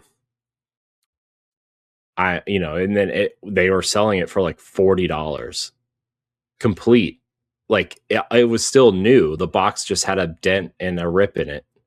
And so like I haven't gotten it yet, so I can't tell you for sure. Right. But like, I mean, $40 for this $120, $130 set of the Omega Rangers are like. You told me the price, and when you showed me the picture, I was just like, oh, yeah, snag those. Me and you was on the same level because you see me the picture. You told me the price, and I'm like, snag those right now. And you was like, I already did. Yeah. And like the Omega Rangers story is like really cool. and so like I wanted them, I've been wanting them for a while. So I snagged those, essentially like for those Mighty Morphin Power Rangers fans, when the original Red, Yellow, and Black Ranger left the show, Boom Studios incorporated that, them leaving, into their storyline of like, so they, their characters left the show to go to an international junior peace conference or whatever, right? So they couldn't be Power Rangers anymore. So they were replaced, Jason, Trini, and Zach were replaced by Aisha, Rocky, and Adam. So they become the new Red, Yellow, and Black Rangers. Well, the Omega Ranger storyline is that the peace conference they were called to was actually like an elite, like they were recruiting an elite group to kind of become the new Omega Rangers, which were like, they go into space and they fight aliens and all these other things. So like they become the Black, Yellow, and Red Omega Rangers. And so like they kind of allow all of the Rangers to still be Rangers without, contradicting storylines, or like, oh, well, Jason's the Red Ranger, so how does Rocky fit into this? Oh, well, Jason's the Red Omega Ranger now. So, and then they have the Blue Ranger in there as well, who is one of the aliens that they work with. So it's really fun. But yeah, I got a set of those. And then I have now officially completed the original 6 Rangers set. So like red, blue, green, yellow, pink, black, like the original set. And then I got all of the alt Rangers. So like I have the Aisha Yellow Ranger, the Cat Pink Ranger, the Tommy White Ranger, and then Adam, the Adam Black Ranger is in the male. They didn't make a Rocky Red Ranger. Only the metallic set is a Rocky Red Ranger. And like, I don't know if I want the metallic set, really. They kind of are ugly. I mean, who am I kidding? I will probably get them anyway, but like, I don't know. They're kind of ugly. So I kind of completed that set. Also, I've completed the Zeo Ranger set. So, red, green, yellow, blue, pink, and gold. So I have all 6 of those Rangers. I completed the Ninja Ranger set. So all 6 of those Rangers plus the extra Pink Ranger, because Kat inherits the Pink Ranger stuff after Kimberly leaves the show. So I've completed that set. I have 2 of the 3 Turbo Rangers that were released. So I have the Turbo Red, and then I have the Blue Centurion, who's not even really a Ranger. He's just like a space cop. He looks cool though. I do have a Phantom Ranger coming, which is the 3rd one. There's also a special, like, quote unquote, invisible Phantom Ranger, but it looks stupid, and I don't really. It's just like a clear plastic version of it, and I'm like, I don't want this. This looks stupid. So I have that. I have my Chun-Li Blazing Phoenix Ranger. So that's cool, because they did the whole Street Fighter crossover. And I've been looking at the other ones. Man, they look so cool. And they're cheap, like, because nobody cares anymore about the Street Fighter ones. So I've been looking at those. I really want the Dino Thunder set, because that's when Tommy came back. And that's like a really important storyline for Power Rangers. But also, like, I don't really know that much about them.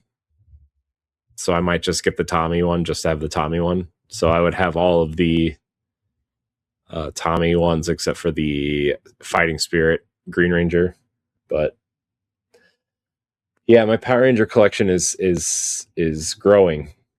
The only set I would need would be the Alien Rangers, which only come in a 5-pack, and they're $120 as well.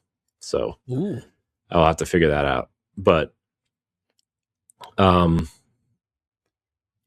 also have the entire set of the Draken kind of Team Draken, essentially, which is like the big kind of story arc from the Boom Studios comics. So I have my son stole my original Draken, so I ordered another one.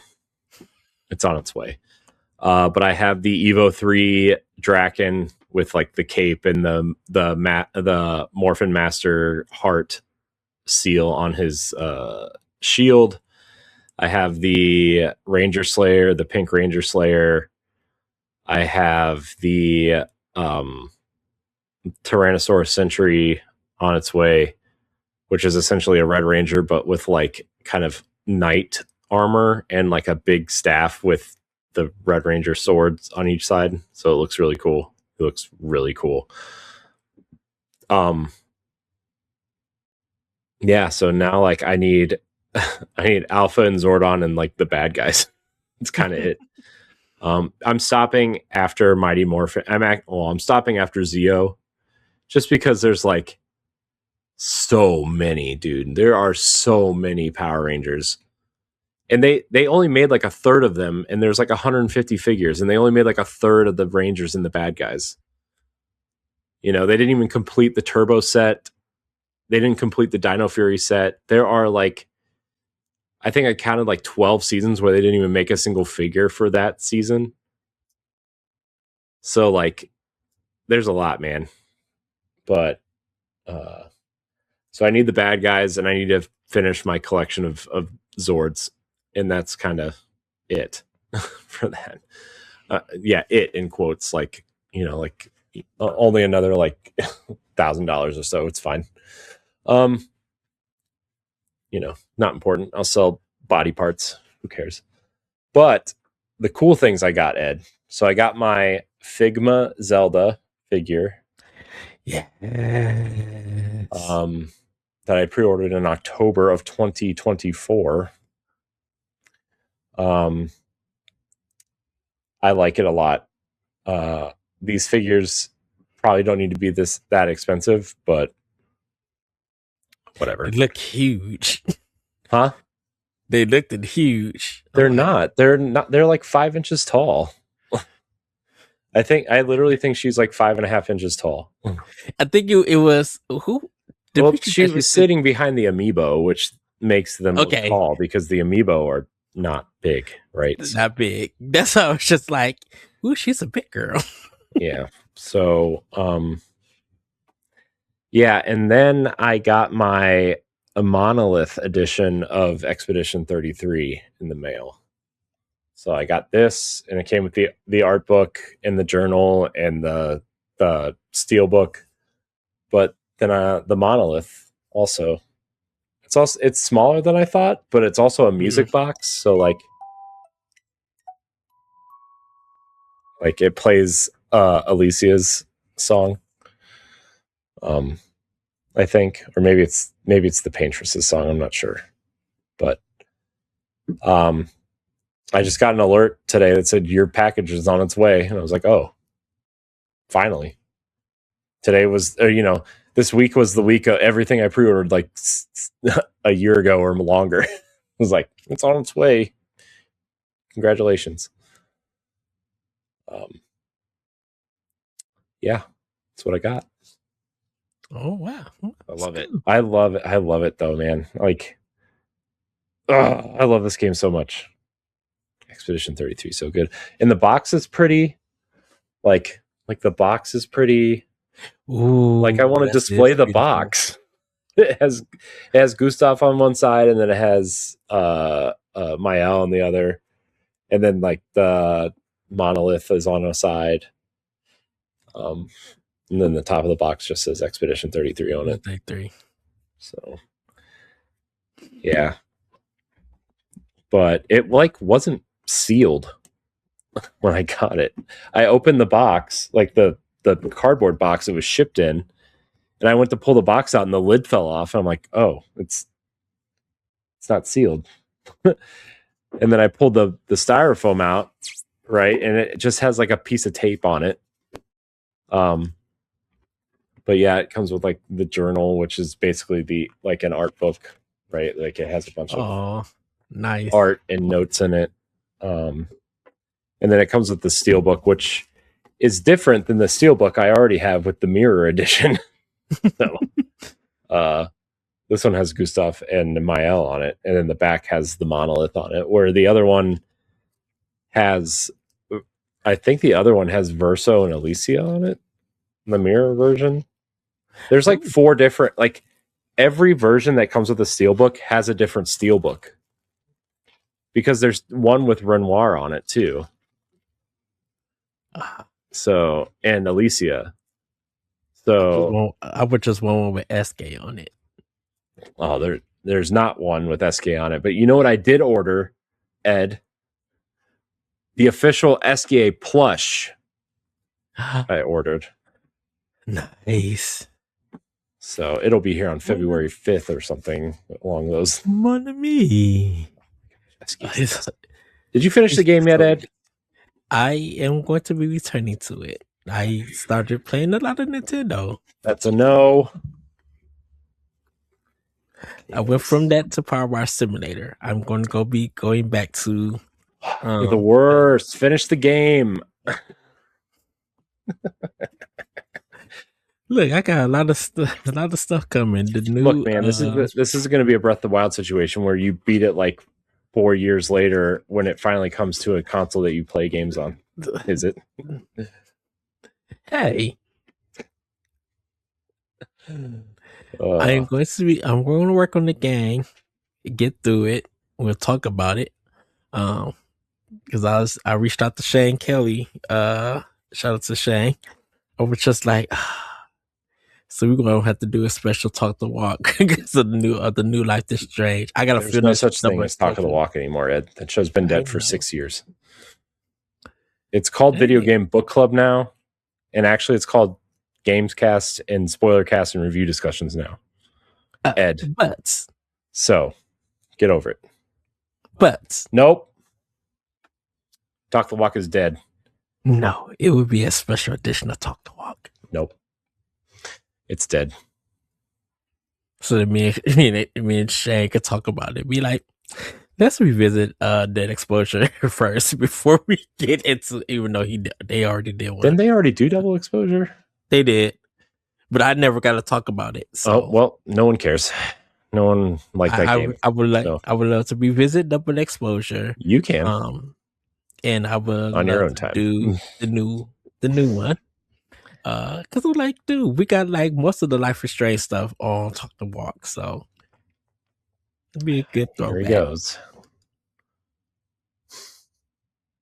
Hey, anything is possible. Sometimes is it? Yes. So shout out to Laurent. No, not shout out to Laurent. So it's good to that he's doing all right. He's doing good. Is he? Yes. Well, everybody, it's time for... I don't know. I think he hit his head pretty hard if he's watching a Nintendo podcast. So, everybody, it's time for Family News. Corey, take it away. Is it time for Family News? Yes, it is. Okay. If you say so. Let me get the dock open and ready. I had it open and then I switched. Okay.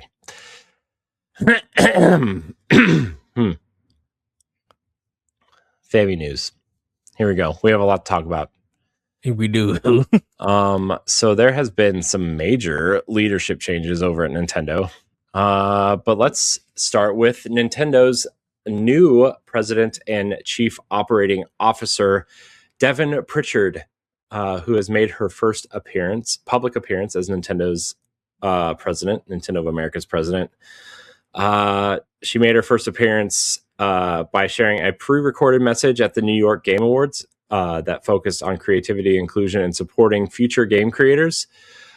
She was introduced by former NOA president Reggie Fils-Aimé, she celebrated the Playing with Purpose program and encourage inspiring developers while preparing to lead Nintendo through the early days of the Nintendo Switch 2.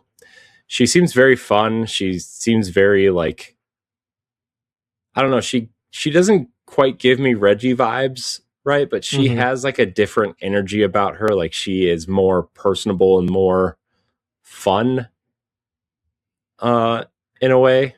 I don't know. I really enjoyed her video that she put out. I wasn't expecting to.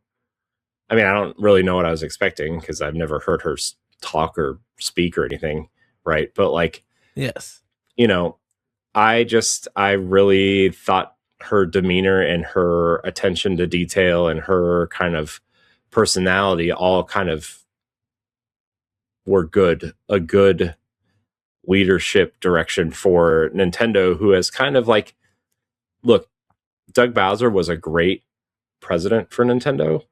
Yes. But like we never heard from him. Like he wasn't Reggie, right? Which is fine. Not everybody needs to be Reggie, but I feel like we're maybe leaning more back in that direction with Devin than with Doug Bowser. I don't know. She just seemed, and maybe we won't. I don't know. She just seemed more personable and more lively, we'll say. So, yeah, I enjoyed her cadence. You know, her confidence, and like just even the speech overall. You know, making it feel personal in the sense with that, and I can understand why like we probably might feel different with Doug Bowser is because like Nintendo didn't really have Doug Bowser in a lot of like the Nintendo Directs, because with Reggie, he was in those directs. So we was getting the presentations from him if we weren't getting it from Iwata, you know? And so now that the Nintendo Directs have kind of a different flow and design to them, hopefully we can hear more from her. You know, her speaking at Nintendo of America, like at the Nintendo store, or, you know, getting more directs with her being in it, introducing games, and, you know, just talking, talking about it and stuff. And we're just like, it's going to be that interaction that's going to be like very important because, you know, and of course she'll probably be speaking to bigger media depending on what Nintendo Japan allows. But you know, I hopefully it's just like seeing her in the Nintendo Directs, and you know, if you know, I'm about to say Playground, it's not Playground. Treehouse, you know, if she shows up on some of that, it presents stuff with them. Like it's gonna be about the presentation and interaction and stuff. Like if we could visually see her more and she could speak about Nintendo games and what they're up to and reassure, you know, that things are going well for Nintendo, they got surprises and stuff. I think we'll have a better feeling about her in the future and stuff. Yeah, I mean, look, the fact that she like took out, like, she's been next in line for this. You know, I mean, she was when Reggie was president, Doug Bowser was the head of, you know, like what, finance and marketing or whatever, right? Yeah. And then he took over as president, and she took Bowser's position previously. So like she's kind of been next in line at this point. So I have faith that she'll be a very good steward of the brand moving forward. I don't know.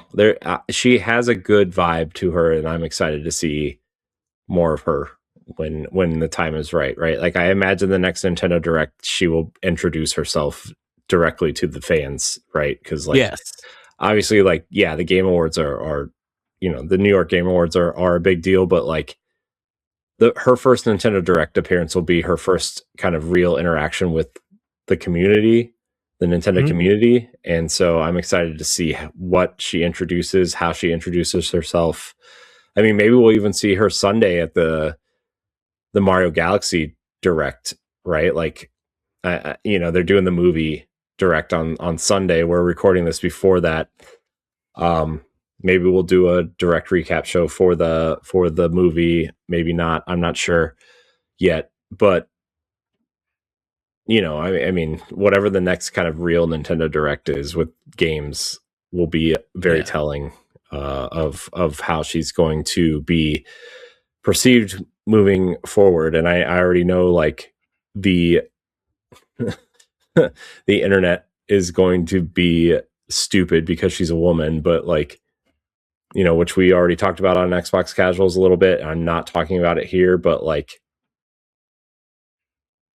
I think personally, just I did when they announced this back in October, I want to say maybe September or October, that Bowser was stepping down and she was taking over. I did research on her, and I think we actually talked a lot about it on a previous episode at some point, but like, she does a lot of like interesting charity work too, like I just mentioned, the game, the playing for purpose thing she's involved in, and she's involved in a lot of like initiatives for women and game design and programming and stuff. And I just think a different perspective than another dude, essentially. Like, not, don't get me wrong, like Reggie, great president, Bowser, great president. I think a different perspective for this era of Nintendo specifically is exactly what the company needs, considering how kind of conservative the Japanese side of Nintendo seems to be at the moment, right? Like, this is kind of the first time in a long time that Nintendo's gone from like essentially making an iteration of a console instead of something new and wacky and weird, right? Like, yes, I mean, and that's very conservative of Nintendo, right? It is not Iwata's Nintendo. It is financially conservative Nintendo with Furukawa at the head, and that she seems to be the other side of the coin that will be the other side to that. So yeah, I'll stop rambling now. I know I'm kind of talking in circles now, but I think she's good for the company. I'm excited to see what she does. She seems very warm and inviting and fun, and has a different perspective on things. And I think she's gonna pick. I think people gonna see her, like, if she gets a lot of games on Switch 2. That's not her. That's not her job, though. No, it's not right. But I'm just saying that if she just realized, oh, they're getting some day games, like our, won't say competition, but the other sisters are getting it. We need to jump in and stuff. Yeah, but I mean, that's why they hired Gio Corsi, and that's why we hope they hire Major Nelson. Right. Because I think she has a plan and a strategy. I mean, along with Nintendo Japan, of following it and how to carry that out, because she's worked under Reggie, so we could see good things come from it, because everybody's gonna be like, okay, she's the next president and stuff, but like, hey, what if she makes Mother 3 happen on Switch?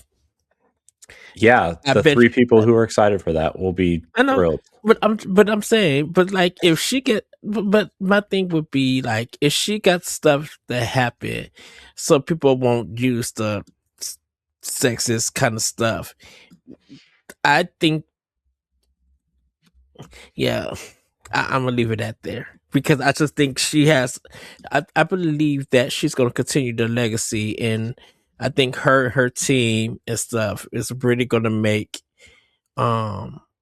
it's going to keep that track record of like Nintendo success ongoing here in America. Yep. I'm excited to see what she does. I think Nintendo is in a good spot, obviously, and yeah, we'll see. We'll see what happens. Because I just hope people don't make the Sarah Bond connections and stuff. Because regardless of what people think of Sarah Bonds, I like Sarah Bonds from Microsoft. Yeah, I think Sarah Bond is. I think. Well, I think she would have been great for the original plan that they had, but well, that's a different conversation for a different day. Yeah. Anyways, let's move on to speaking of Nintendo presidents. Not that this is a huge story, but oh wait, no, I lied. This one is kind of bigger. I thought we were moving on to the Doug Bowser story, but we are not. We are moving on to Kensuke Tanabe has confirmed that he is retiring after the release of Metroid Prime 4 Beyond. Veteran producer Kensuke Tanabe has seemingly confirmed his retirement, with Metroid Prime 4 Beyond marking his final project at Nintendo. In an interview with Nintendo Dream, Tanabe revealed that the game would conclude his vision for the Silex storyline, while his protege, Raiza Tabata, is set to succeed him for any future Metroid Prime titles. Tanabe leaves behind a decades-long legacy, having worked on landmark series including Metroid Prime, Luigi's Mansion, WarioWare, and more, shaping some of Nintendo's most beloved franchises over the career spanning nearly 40 years. It's quite the career, man. Luigi's Mansion, WarioWare. Yeah. I mean, those are also two franchises people love. I love Luigi's Mansion. Yeah, and those games do sell. So yeah. I mean, congratulations on a long, successful career. I mean, 40 years. 1986. Yeah. Yeah. Congrats to him. I think it's well deserved. I'm like, and I think he like finally gets to relax, go ahead and live his life, get out the games industry. And just, yeah. And if he ever miss it, I think he could always go to any company and get back into it if he wants to. But not rush you from 86 to 26. Yeah, that's a long, long career, dude. Yeah. So congratulations to him on a successful career. Enjoy retirement. That's what we all slowly hope to work towards someday. Maybe we all don't get blown up in World War III or whatever is happening in the world today. Amen to that. I don't know. I stopped looking. I don't want to know what's going to happen. I stopped looking at the news. Oh, sad face. Anyways, our last kind of story here for Nintendo leadership. Former Nintendo president and COO of Nintendo of America, Doug Bowser, has joined Hasbro's board of directors, of all places, bringing his leadership experience to the toy and gaming giant. Hasbro, which owns major brands such as Transformers, G.I. Joe, Magic the Gathering, Dungeons and Dragons, and more. Not Power Rangers anymore, because you gave it to Playmates, making a terrible line of toys, but that's another conversation for a different day. But I thought that was Bandai Namco. Bandai made the original set of toys. Then Hasbro took over with the Legacy Collection, which was the 2010 to 2013-14 line of toys that ran from Mighty Morphin through Zeo. They did a Legacy Collection for Mighty Morphin and Zeo. And then they did the Lightning Collection, which is the line that I'm collecting, which ran from 2016 or 2017, whenever Boom Studios started their Mighty Morphin Power Rangers comic, which I think was 2016, through 2023, which was the 30th anniversary of Power Rangers. And now Playmates is doing the Reignition line, which people okay. like. I don't know. The Reignition line. My son likes them, and they're cheap, right? They're $10 a piece. So, I mean, the automorphing ones, the flip head ones, are $10 a piece. So, I mean, you can get them the whole set for $50. It's not breaking the bank, really. But they're really terrible, man. Like, I hate the way they look. I hate the way they feel. Their helmets really bother me. Like, the helmets aren't painted correctly. It just really bothers me, man. And like, the weapons don't have any detail on them. Like, he has the blackheads, the Black Ranger flip head. Jeez. Yeah. Ranger. And like, the helmet doesn't have, the only thing painted on it is the mouth and the tusks of the mastodon. Like, there's no like any other detail on it. And then the axe, his power axe, is just a black mold of the axe. It's not even like, you know, like the tip of it is silver, like in the show, and on every single other toy. And this was a problem I had with the Flip Rangers back when I was little too, but that's a different discussion. Like, the tip of it is silver, and then it has yellow detailing across the axe, right? Like, that's like yellow detailing across a black axe, and then the axe blade is silver. But the toy, it's just all black. Like, there's no detailing on it at all. It's just like, oh, this is the shape of the axe, so here you go. Wow. But then, like, all the other toys, like, the weapons are silver, except for the Green Ranger, whose Dragon Dagger is also all black.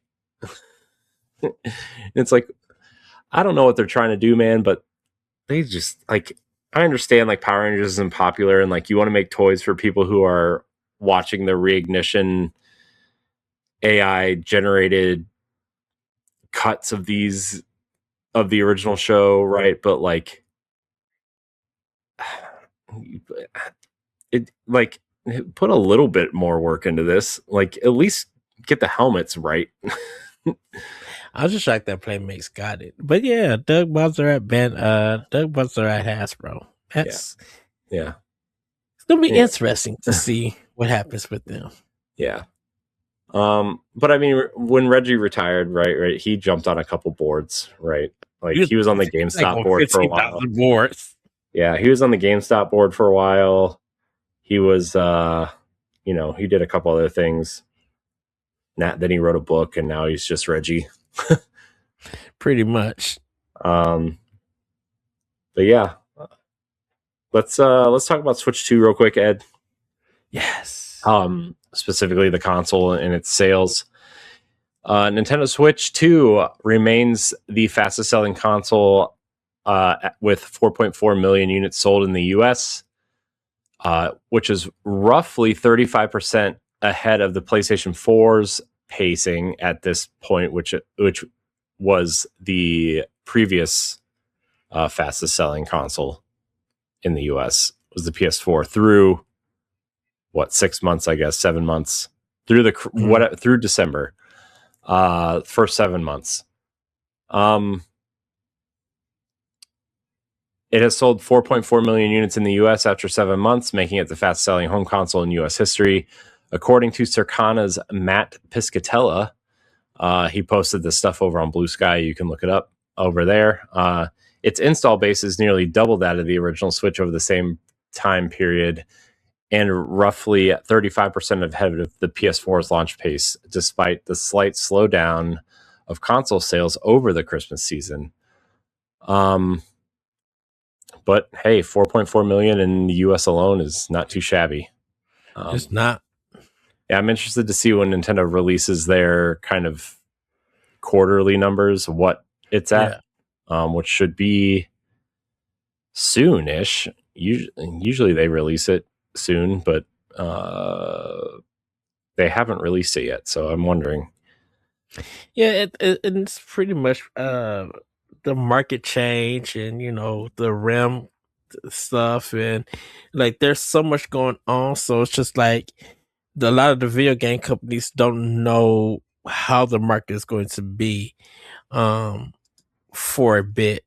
Yeah. So I'm like, I can understand why video game consoles will slow down because the market, we just don't know what it's going to be for the future. Yeah. But hey, Switch 2, I think it's still, even if they do a price hike, it's still going to be the cheapest console on the market. I think. Oh, until, I don't know, Xbox seems to be wanting to raise the price again. I've been seeing, so we'll see. Also, the RAM stuff is like really scaring a lot of people. Which I didn't put this in the news, but there was a rumor floating around. I don't know if you saw this, Ed, where they might actually release a Switch 2, either a light Switch 2 Lite or a Switch 2 without the dock, just to keep prices low. I saw that floating around because the whatever the code name of the Switch Lite was, there's in the coding of the Switch 2, that code name, like I forget what it was called, but that whatever that code name was, 2 is floating around in the coding. So like banana 2 instead of banana, right? Like that wasn't it, but I just don't remember what it was. But I couldn't find a source that was concrete enough to talk about it, but I didn't know if you saw that floating around or not. No, I have not. I think it was just something that we probably would expect something Nintendo to do, but it's just but you kind of think about, well, you're supposed to have the mouse pad kind of stuff, so how would that work with? Yeah, but it's not required, right? Right. The only thing I would worry about eventually would be like if they release that patented second screen for like DS or 3DS. Yeah. Unless but like how you solve that, right, is just like, oh well, instead of a Switch Lite, we're just going to release the console without a dock, right? They could. I mean, they could literally do that, because I'm like, that's what the Steam Deck and Walk Ally are like. A lot of that stuff, it's just like they don't have decks unless you buy them. You can literally just, in reality, you could literally just put it on the stand and have the charging part go at the top. Yeah, and I almost wonder if you could sell this for $299 without the dock. I mean, I know the dock costs $130, right? But like, I'm expecting $349. I mean, I would expect $100 off, right? But like, I don't know. I wonder if you could push it just a little bit. I mean, it also depends on software sales, right? Like, obviously, they're going to make a lot of this up on the back end with software sales.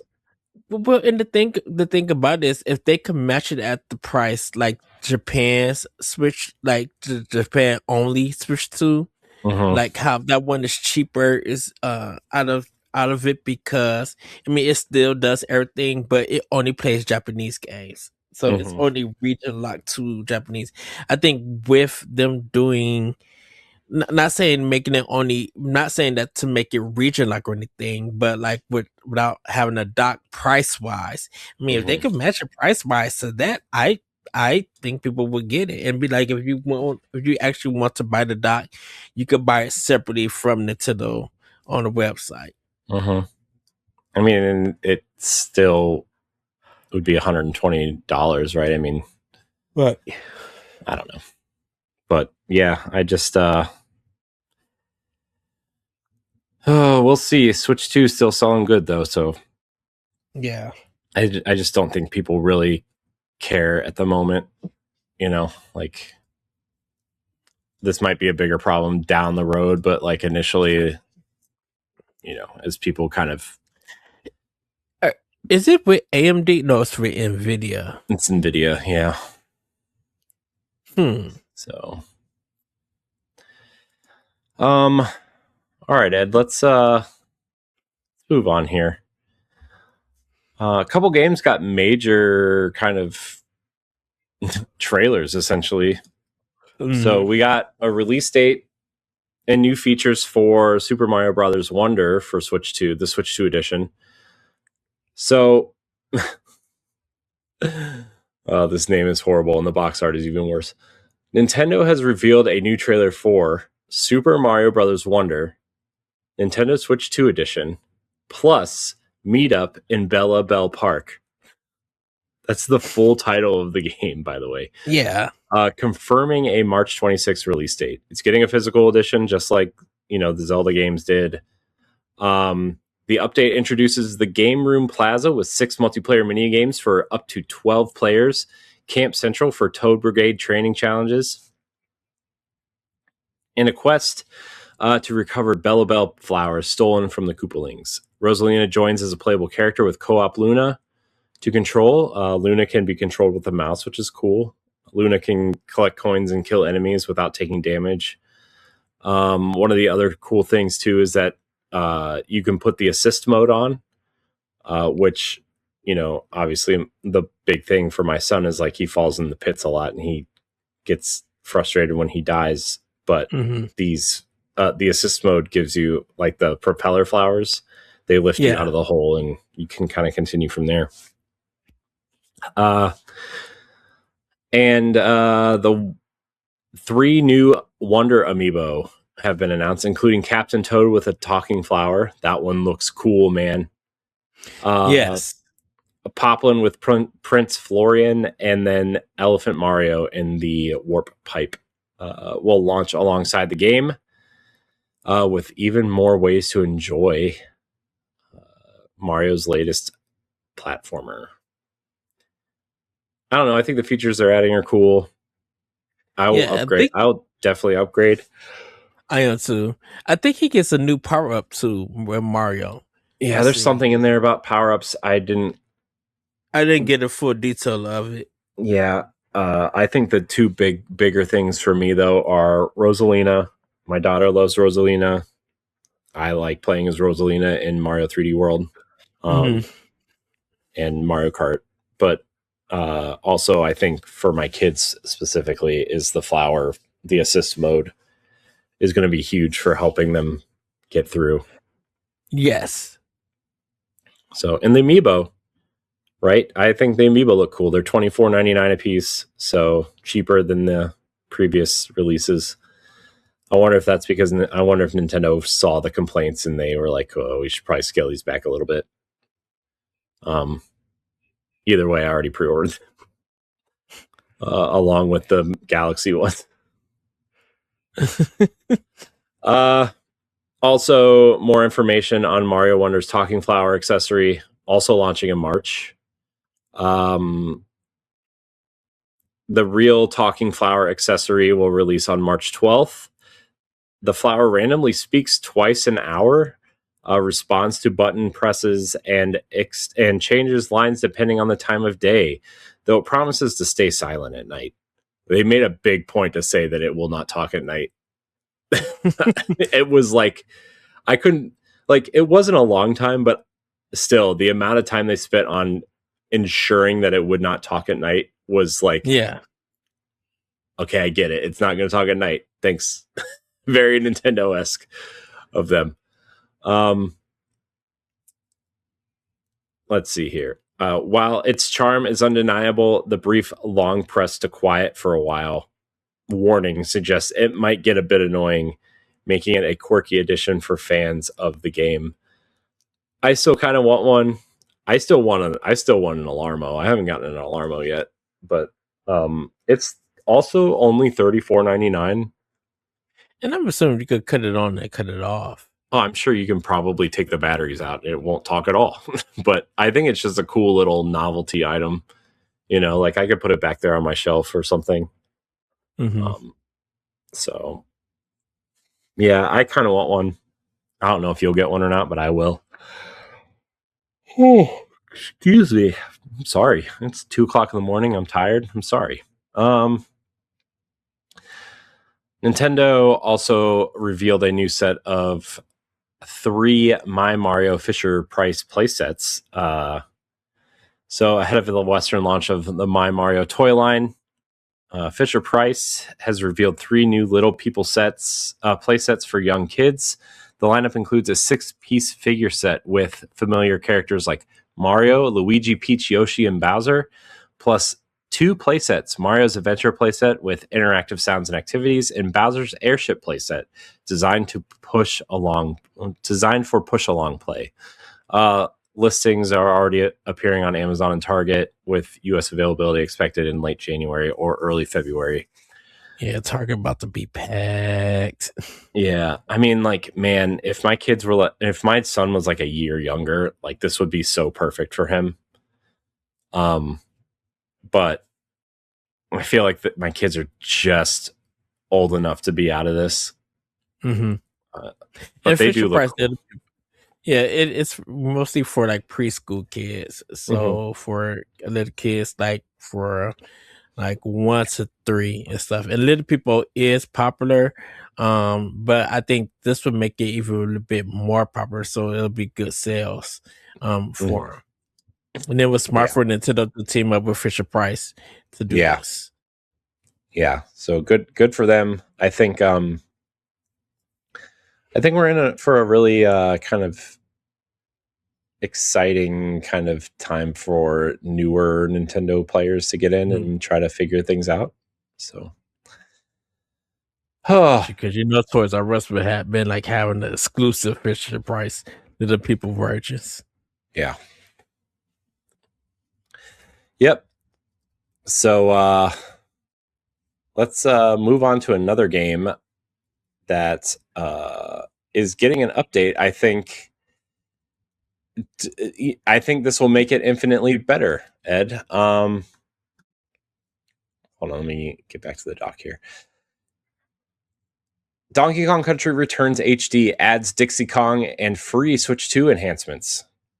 So one of my biggest complaints before I read this kind of summary was, man, Donkey Kong Country HD should have really come out before Donkey Kong Tropical Freeze, because Dixie Kong makes a lot of these things much more enjoyable because of her like floatiness and the way she kind of, has that extra airtime when you jump with her, and obviously she can carry Donkey Kong and all that. But Ed, they're doing it. Nintendo's released a free 1.1.0 update for Donkey Kong Country Returns HD on Switch and Switch 2, adding Dixie Kong as a playable character in single player and local co-op, along with a new turbo attack mode. Switch 2 players also benefit from enhanced resolution, faster load times, game share support, and overall graphical improvements, making the classic platformer even more enjoyable on Nintendo's latest piece of hardware.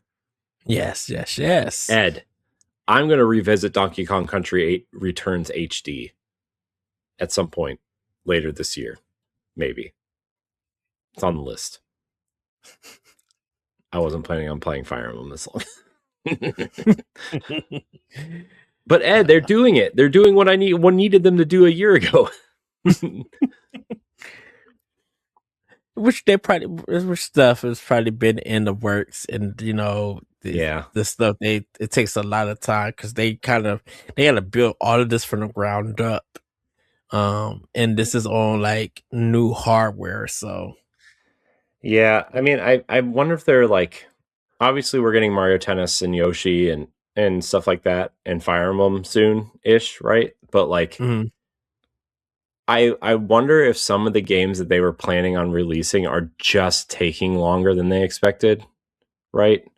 And so they are trying to get ahead of like, oh, we don't want any downtime between releases, so what can we do to enhance the other games? What can we do to, like, I mean, I think the Mario Wonder stuff was like, we knew that was going to come eventually, like a Switch 2 version of it, but like, yeah, Animal Crossing, kind of promoting Final Fantasy VII as their January release, kind of still promoting Madden during the Super Bowl or the playoffs and everything, right? Like, getting a lot of these games out there and updating them and promoting them and giving them upgrades, whether they're paid or free. And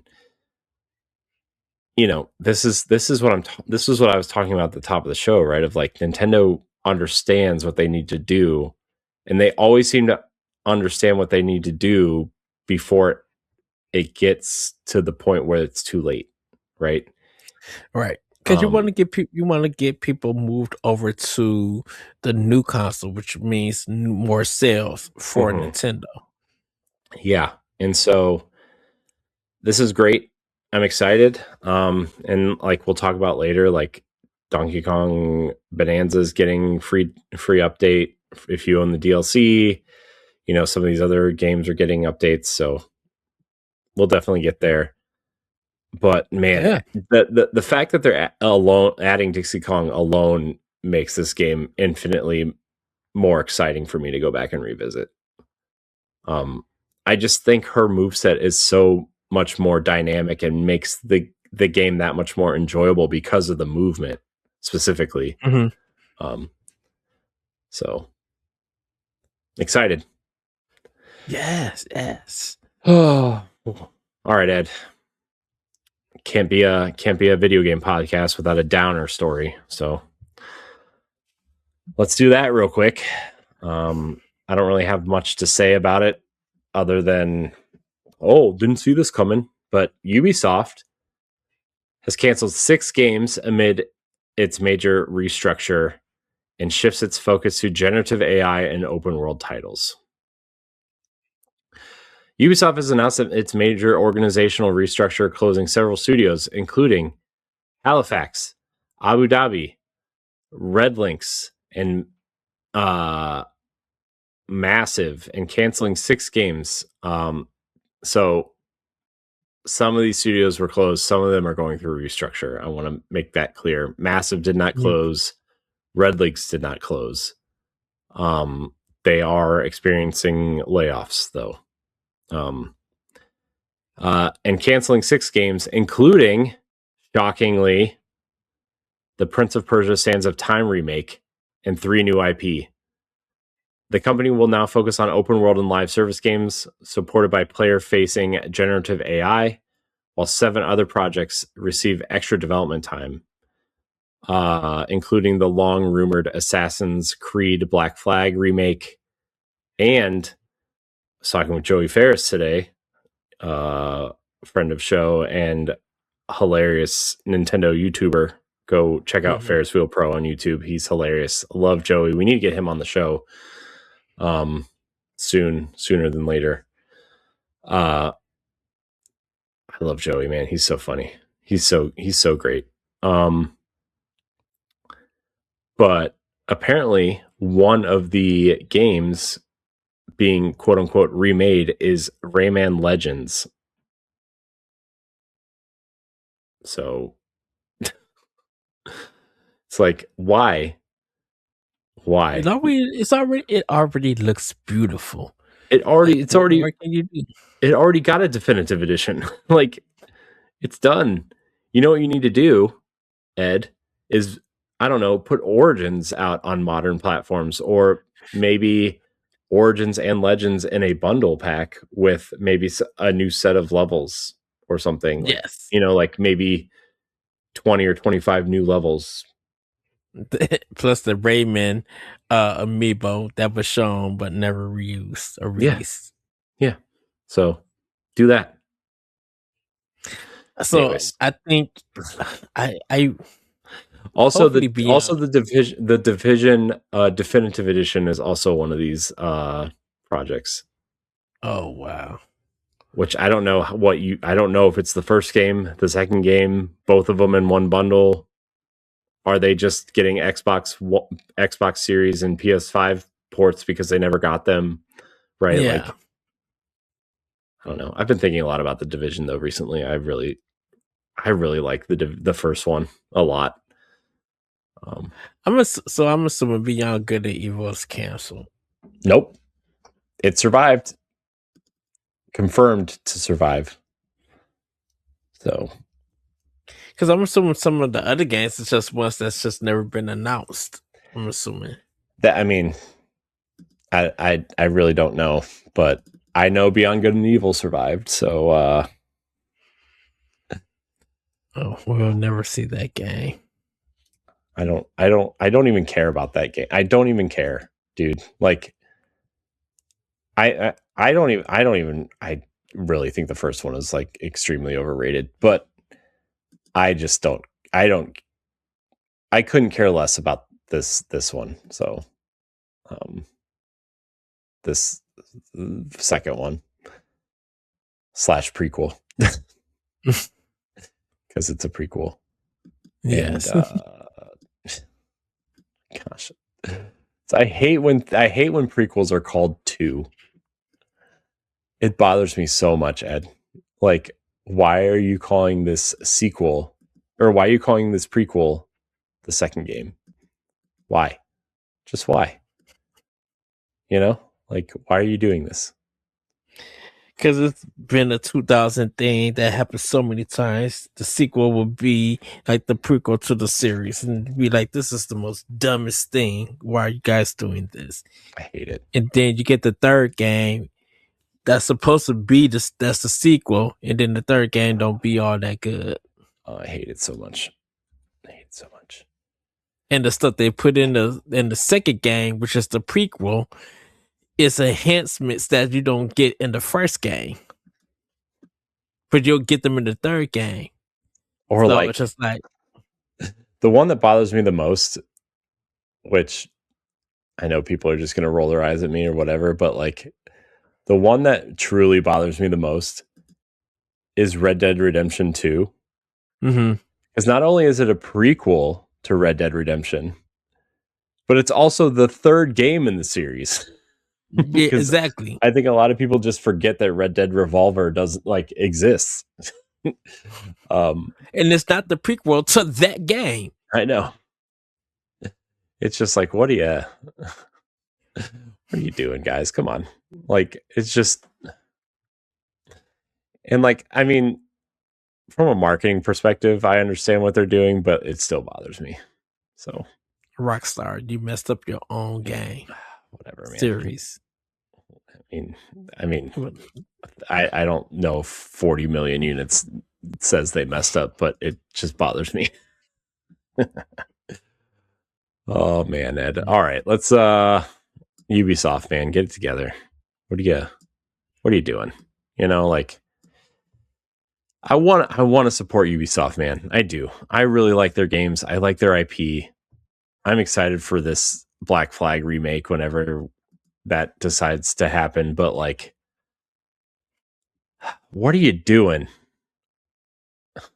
You know, like, why can't you just They're trying to capture that magic from the early 2000s after Assassin's Creed 2. So it just bothers me, man. Like, just figure it out. They're trying to avoid the EA stuff. Speaking of hot messes, let's talk about Xbox.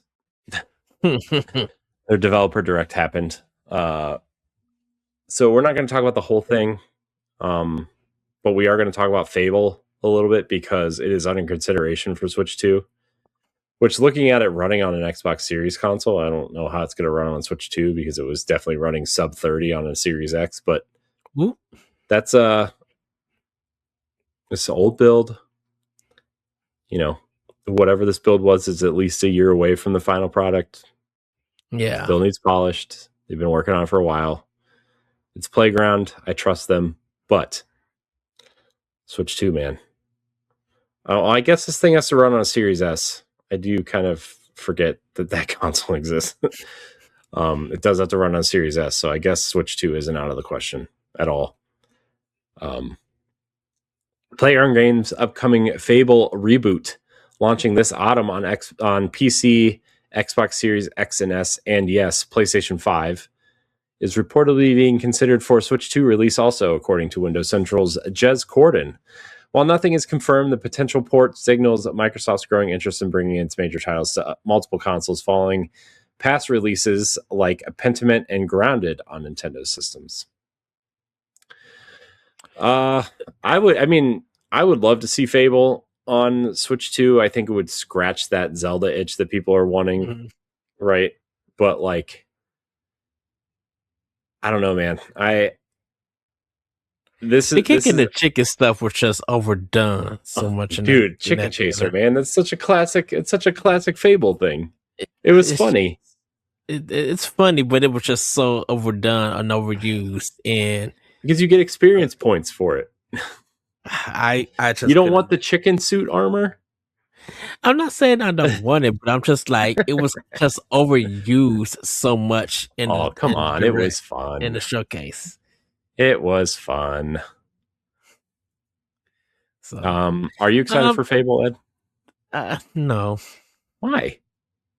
I was just looking at it and I was just like, I don't know if this game is too dark lighting wise, um, or if it's my computer. It just um, I don't know. It's just like I was expecting some zany stuff happening, and it's just But I don't that's know. what It Fable just is.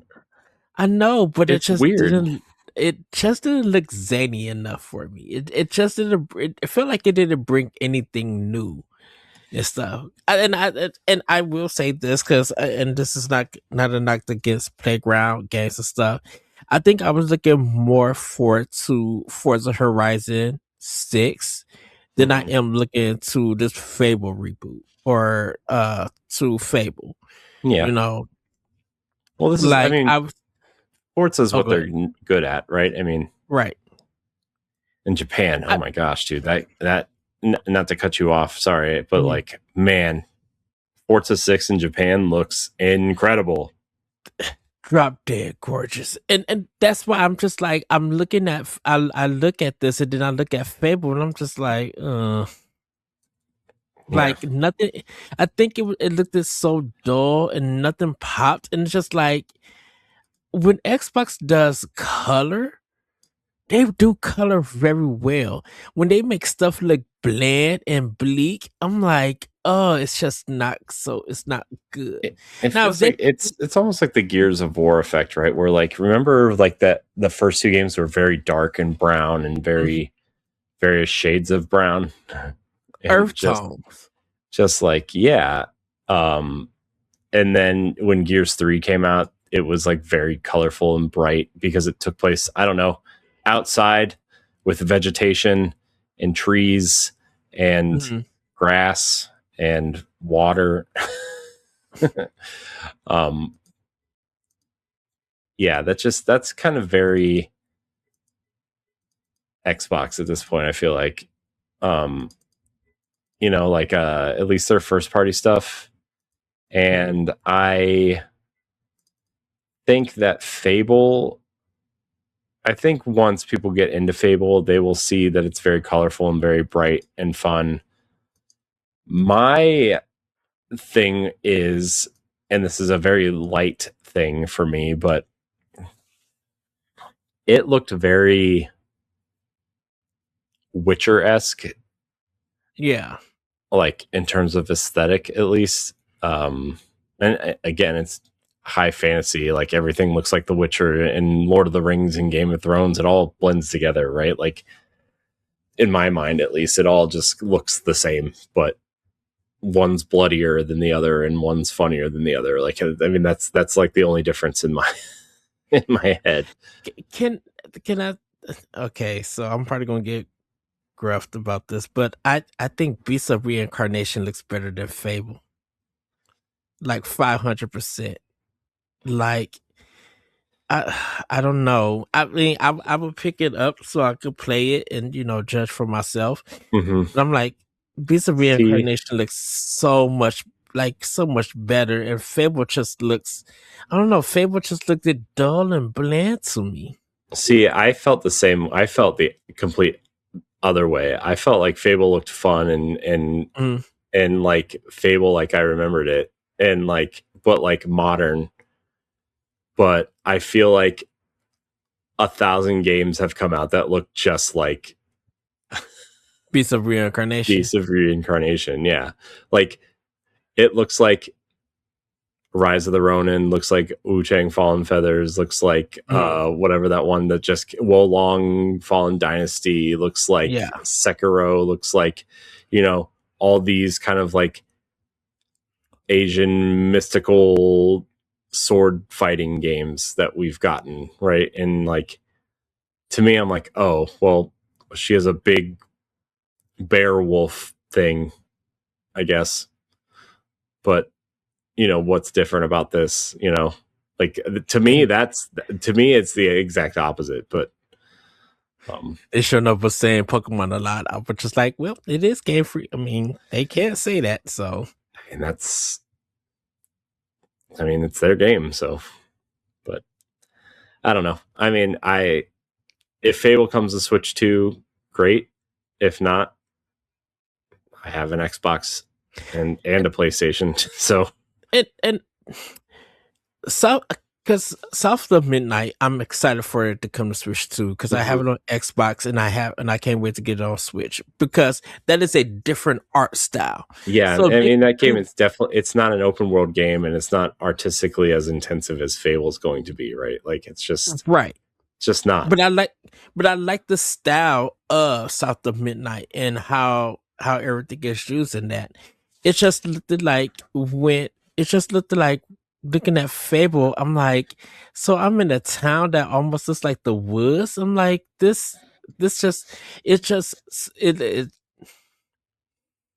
Avowed looks so much better than this.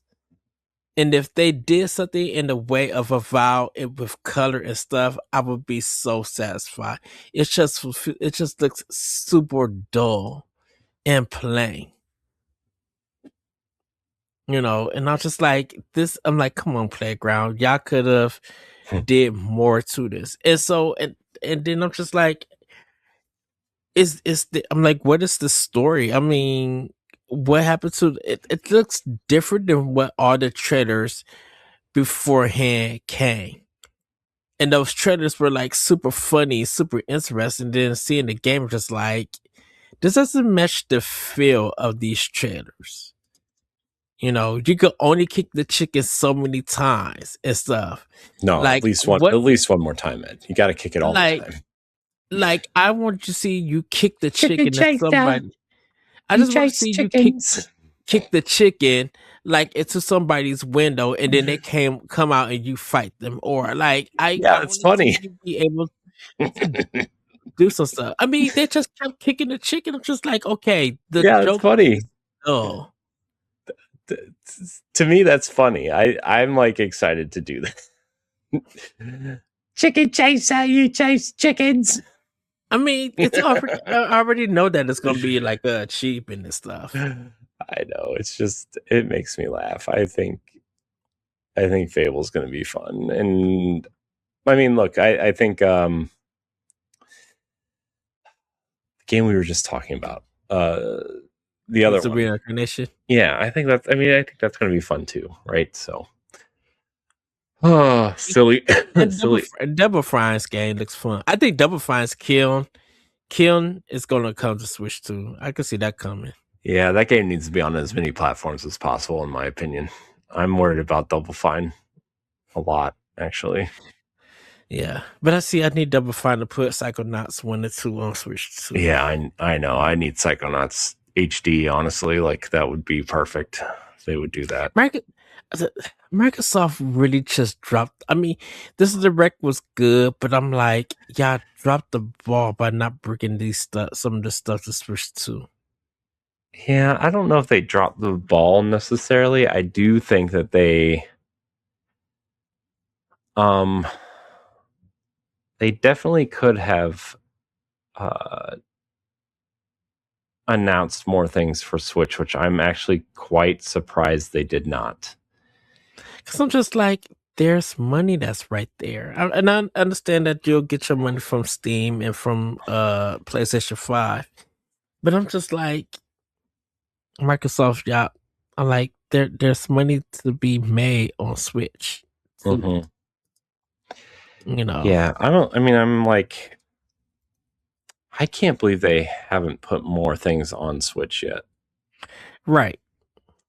even if it comes out, because that's what I feel like this developer direct was definitely for, you know, the Xbox brand and for the PlayStation brand and PC brand. So their main focus right now are those platforms, and then at a later date, it's a possibility under consideration they'll bring the Switch 2 and stuff. Mm-hmm. You know, because I'm just like, look, if y'all must bring this out, and let's just say if Nintendo brings out some game too, I'm like, you guys gonna end up getting destroyed by that Nintendo game compared to these. And I'm not saying because of Game Pass or anything like that, but I'm like, you know, you guys could be making some extra money that complements along with Nintendo's games.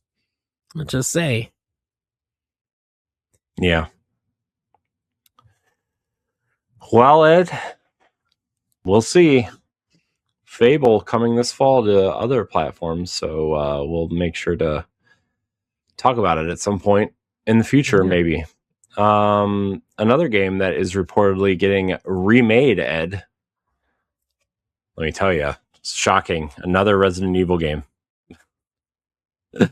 Resident Evil Code Veronica remake is reportedly coming soon. That's the one that really needs to be redone. I know. That's the one, man.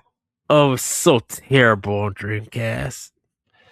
A new report claims Capcom will announce a remake of Resident Evil Code Veronica later this year, following the release of Resident Evil Requiem in February. The information comes from reliable leaker Dusk Golem, who says this is the next remake planned and not Resident Evil 5. Code Veronica has long been rumored to get a remake, and if true, it would continue Capcom's ongoing revival of the classic Resident Evil games. I don't think 5 and 6 need remade. I feel like they are modern enough that they feel like what Resident Evil would become later, right? Like the 2 remake, 3 remake. Those are obviously like, we need these to feel more like modern shooters, kind of like 5 and 6, but still have that horror element. 5 and 6 are arcade games, if you think about it. I feel like they were just kind of like going for that. Gears was so popular that they're like, oh, we need to capitalize on this. You know, 5 and 6 feel a lot like Gears to me. But it's just like multiplayer action, arcade action. That's what they feel to me with 5 and 6. Mm-hmm. So I agree with you. I don't think they need it. I think Code Veronica needs it because you had the tank controls. You didn't even have a chance to survive in the first part of the game because they didn't give you barely any ammunition for your gun and stuff or ways to get out. Like, you was getting thrown with so many zombies. Like, you in the first 30 or 45 minutes, you'd be lucky to even get somewhere because the camera angles was terrible, and those camera angles changed the way that you move. Mm-hmm. So, and it's not the Dreamcast fault or anything. It's just like that was the way that game was designed. So, like Code Veronica, that game needs like a remake because a lot of that needs to be fixed. The whole game needs to be fixed. Mm-hmm. Yeah, and like there are places you can get stuck in that game, and like there are game breaking things where you actually have to like literally start over, and yeah, I just I think Code Veronica is the next logical step, in my opinion. I know 0 was kind of mentioned at one point of being remade. 1 also, right? Like I think a full on remake of 1, like a really good remake of 1 in the style of 2 and 3 would be like, that would be like so interesting and incredible in my opinion, and like having the entire mansion be like searchable without load times and just kind of have it be this dense open world, but only within the premises of the mansion, right? Like that would be so cool. And zombies just wandering around everywhere. Like, I don't know, man. Like, one, I think is scary in a lot of ways, but also it's very predictable, which is why I can get through it. And my, like it's why, aside from when I played 4, when the remake came out, and 5, right? Like 1 is the only one I've actually made it all the way through because it's very predictable. But yeah, that being over, like, oh man, having that remake of 1 would be so cool. I mean, I think the claustrophobic nature of the train too, though, would be interesting. Like, for Zero. Yeah, and like swapping characters would be weird and crazy in a modern game like that, right? And like, right. Oh, well, this character is carrying these things, so I need to solve this puzzle with this character, but also like I got to make sure the other character doesn't get attacked while I'm doing this. Very strange game. Very strange. But Code Veronica needs a remake. Yeah. Man, we've gone off on some tangents tonight, Ed. All right, let's we have 2 more news stories here, Ed. Let's get through these and then we'll go to Pack Watch and questions. We do have an active chat, so if you're in chat and you have a question, just leave it in chat. We'll get to it once we get to questions. Reggie Fils-Aimé, former president of Nintendo of America, has shared a story from his first week at Nintendo in 2003, when retailers were frustrated by shortages of Pokemon Ruby and Sapphire during the holiday rush. He described it as an early challenge in his career and vowed to never let it happen again, highlighting the lesson he learned about managing the immense demand for one of Nintendo's most popular franchises. Not really news, but this was just part of his kind of keynote speech at the New York Game Awards, and I thought it was interesting that, like, man, 1 week and you're dealing with a Pokemon shortage, that's insane. Like, the fact that like it's Ruby and Sapphire, which is multiple generations in, and you still don't have enough games to meet demand of, I don't know, maybe one of the most popular franchises ever made. Mm-hmm. Insane. So I don't know. I just thought it was interesting to bring up. I kind of feel like the pre-order game wasn't there like it is now. You know, how people really put into their pre-orders. So like getting Toys R Us didn't print enough slips. You know, getting that. I mean, but it was also targeting Best Buy. I know. You know, because I just thought it was funny to mention. You know, and I think it was because that was DS, right? I believe. I think so. Yeah, and I think DS actually took a while by the time those games came out to even get popular. Well, they were still making the Game Boy Advance ones, right? Because like the DS and the DS Lite had the Game Boy Advance slot. Plus, I mean, Pokemon has always been a generation behind. Always there. That first release when the new console is out, like they've always been. You know, when Game Boy Color came out, Gold and Silver were Game Boy games. They had color palettes in them, but they weren't Game Boy Color games. Right. You know, and then even when Game Boy Advance came out, the next wave were still Game Boy Color games. You know. And then I think the first ones on Game Boy Advance were the remakes of Red and Blue/Green, right? Like those were the first GBA ones. And then, I don't know what that was, but my headphone just shocked my ear. Ooh, that didn't feel very good. But yeah, I don't know. Pokemon's always been a generation behind, and even after the Switch came out, I mean, we still got Sun and Moon and then Ultra Sun and Moon. So they were still on the 3DS. And then the first iterations we got on the Switch were the Let's Go games. So I don't know. Pokemon Go is also still big in 2017, so 2018. Man, could you imagine if they put Let's Go out now? How Oh, good googly moogly. yikes! I really liked Let's Go though. It was a fun nostalgia trip of red and blue for me. I think it would still sell. I mean, look at Pokemon ZA. That still sold a lot. Yeah. All right, let's get to this last story and then we'll move on to the other stuff. Okay. Final Fantasy VII Rebirth and the third entry will offer the same gameplay as Switch 2, claims an interview from director Naoki Hamaguchi. Square Enix has confirmed that Final Fantasy VII Rebirth and the untitled third entry in the remake series are in development for Nintendo Switch 2, promising that the gameplay experience will be exactly the same as the other platforms. Game director Naoki Hamaguchi emphasized that no differences will be made between the versions to avoid confusing players, ensuring that the Switch 2 owners will enjoy parity in mechanics, combat, and overall gameplay despite potential visual differences.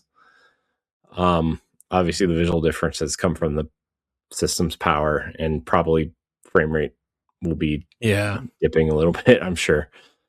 But I don't know who is questioning that. I think the Switch 2 is obviously a more of a parity machine to the current gen consoles than Switch 1 was to that generation. So because a lot of people, I know Digital Foundry got their review for Final Fantasy VII on Switch 2, but the game's been getting like good reviews, and people said they're shocked on how great it runs and how beautiful it looks on Switch 2. So, with Rebirth and with the third entry, I don't think people will be upset or be mad. But it depends on when the third entry actually releases. It's going to be for well, actually, no, because PlayStation 6 is Xbox's next console are on hold till they get more RAM, or I should say delayed and stuff. Yeah, I mean, we don't know that for sure, but also, like, it's pretty obvious, in my opinion. Also, we don't need new PlayStations and Xboxes. We don't need new consoles. We need more games. You know what I mean? Like, we don't need that right now.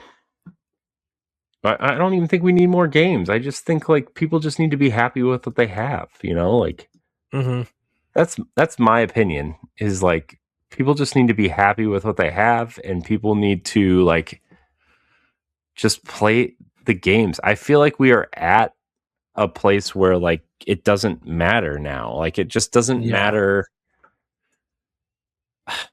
Like, the only thing I could say about the current generation of consoles is, like, frame rate. Like, and if you're a frame rate person, then, like, you know, I don't know, but that's like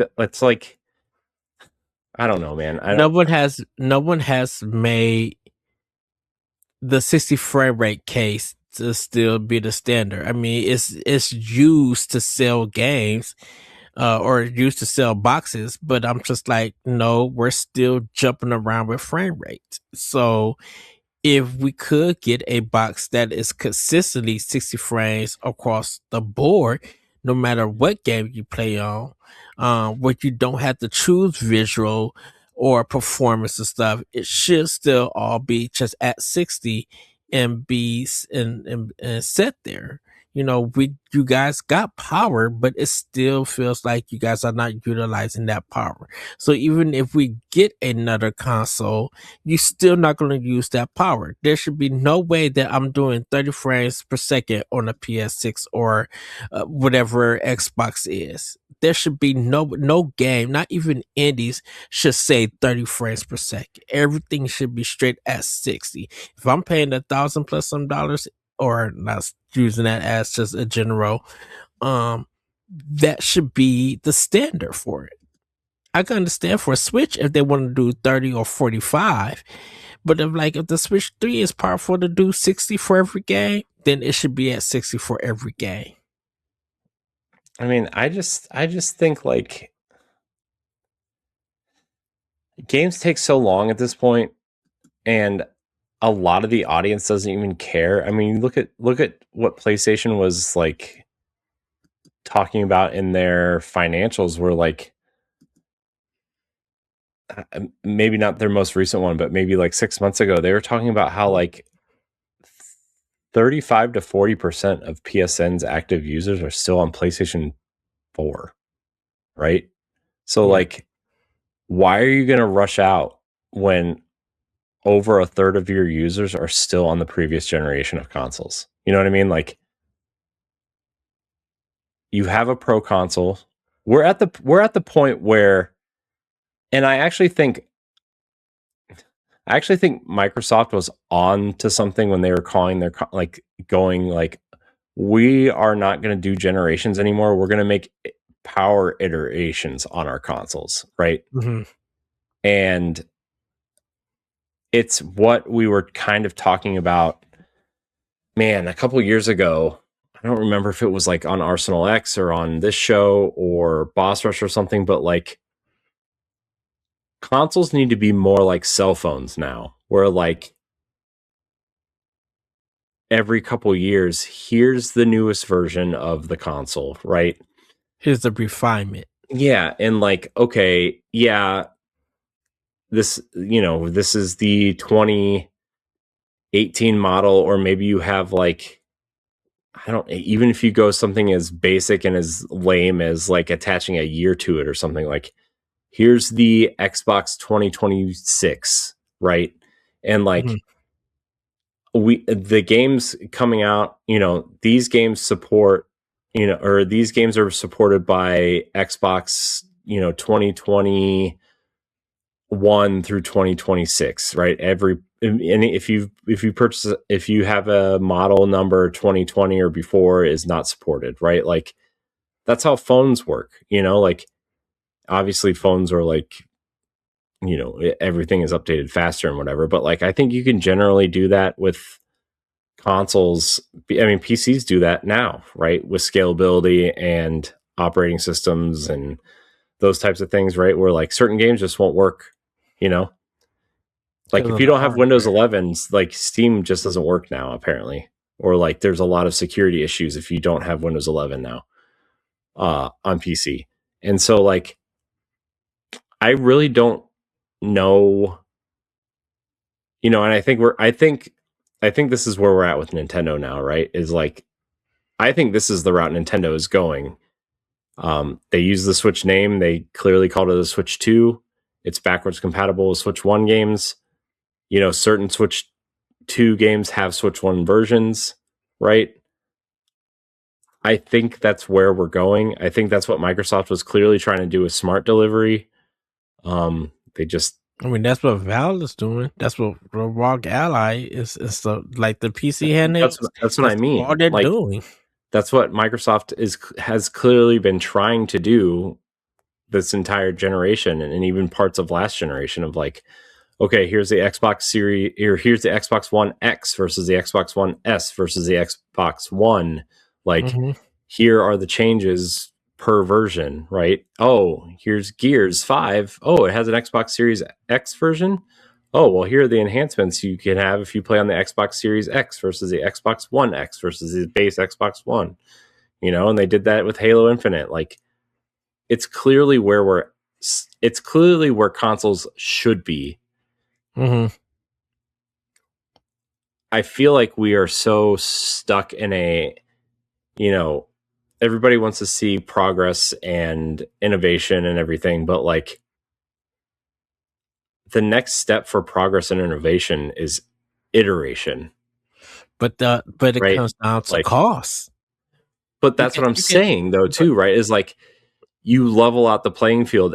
You make sure everybody can access the game and they purchase the thing that they are able to buy. And that's where the scalability comes in, right? Like, that's what we've been talking about with scalability between PS5 Pro and PS5 and PS4 Pro and PS4, and then the multiple Xboxes and the Switch and the Switch 2, and the different parts you buy on PC. Like, you look at the PC, and LaRon would know more than me at this, essentially, but like, you look at Steam and like there's like some chart that says what parts are in the PCs that play games on Steam, and like overwhelmingly majority of PCs and laptops that are playing games on Steam are what PC gamers would probably call potato PCs, of like it's running like a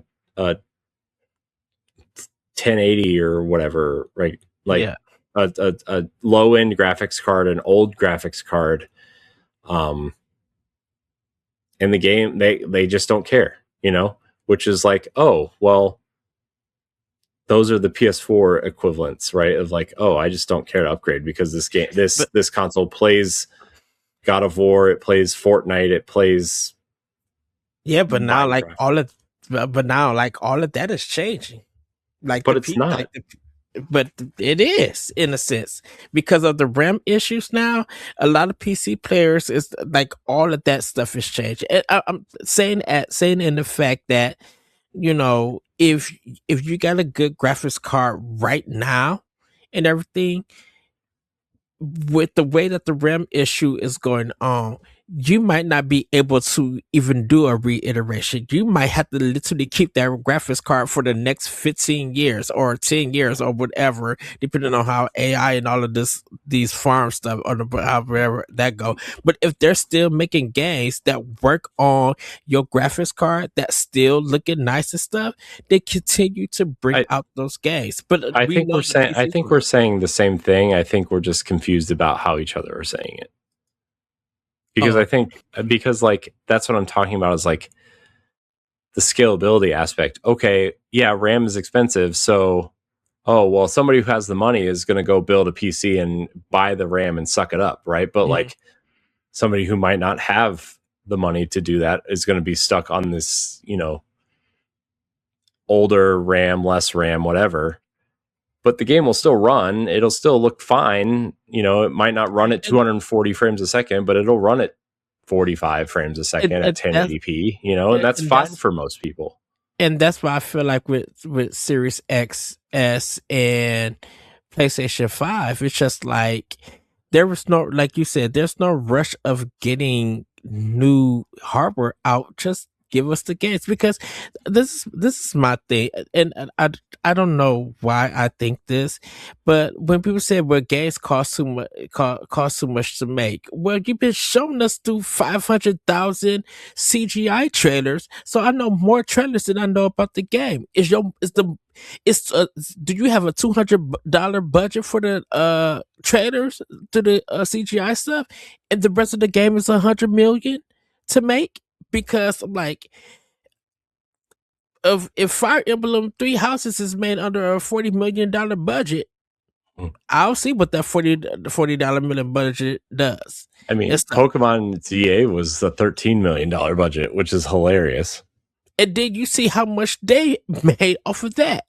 Yeah. So it's just like, so my thing is, if you got a budget, don't show. I want to see that money go towards the game, not all CG. There's no way in 3 whole years of you developing the game, all I got still to this very day is CGI trailers. And even the gameplay is CGI. It's not actual gameplay till the real game comes out. Like, I want to see what your game is. Like, actual budget money went to a real part of the game that I or the player is going to experience. Yeah. And if you could do that on your current consoles, do it on your current consoles. Yeah. All right, Ed. Let's wrap it there. I think I mean, like I said, I think a lot of people are actually excited for Final Fantasy VII on Switch 2. Yes. I hope the other entries look and perform as well as Remake seems to be. Yes. All right, let's get in the Pack Watch, Ed. We have 4 games to talk about in Pack Watch. I need your energy, Ed. Pack Watch. Thank you. Yeah. Here are the games that you can buy on your Nintendo Switch and Switch 2 right now. Astro Party EX comes out on January 27th. So some of these games will be out by the time you hear this episode on podcast services. There's no price listed. So I'm not sure how much it costs, but it comes out on Monday, apparently. Or Tuesday, whatever day that is. Astro Party EX is a chaotic local multiplayer space brawler. Blast enemy ships, run over pilots, and laugh while you do it. The twists: ships can only turn right. What? All right. On 128, I think a lot of people who've been waiting for this on Switch and Switch 2. Dispatch is coming. It's $29.99 USD. There's a deluxe edition for $39.99 USD. Dispatch is a superhero workplace comedy where choices matter. Manage a dysfunctional team of misfit heroes and strategize who to send to emergencies around the city, all while balancing office politics, personal relationships, and your own quest to become a hero.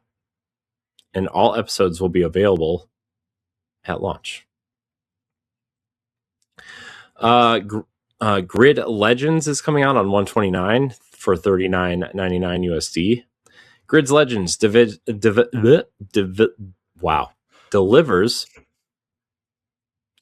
Grid Legends delivers thrilling wheel-to-wheel motorsport action.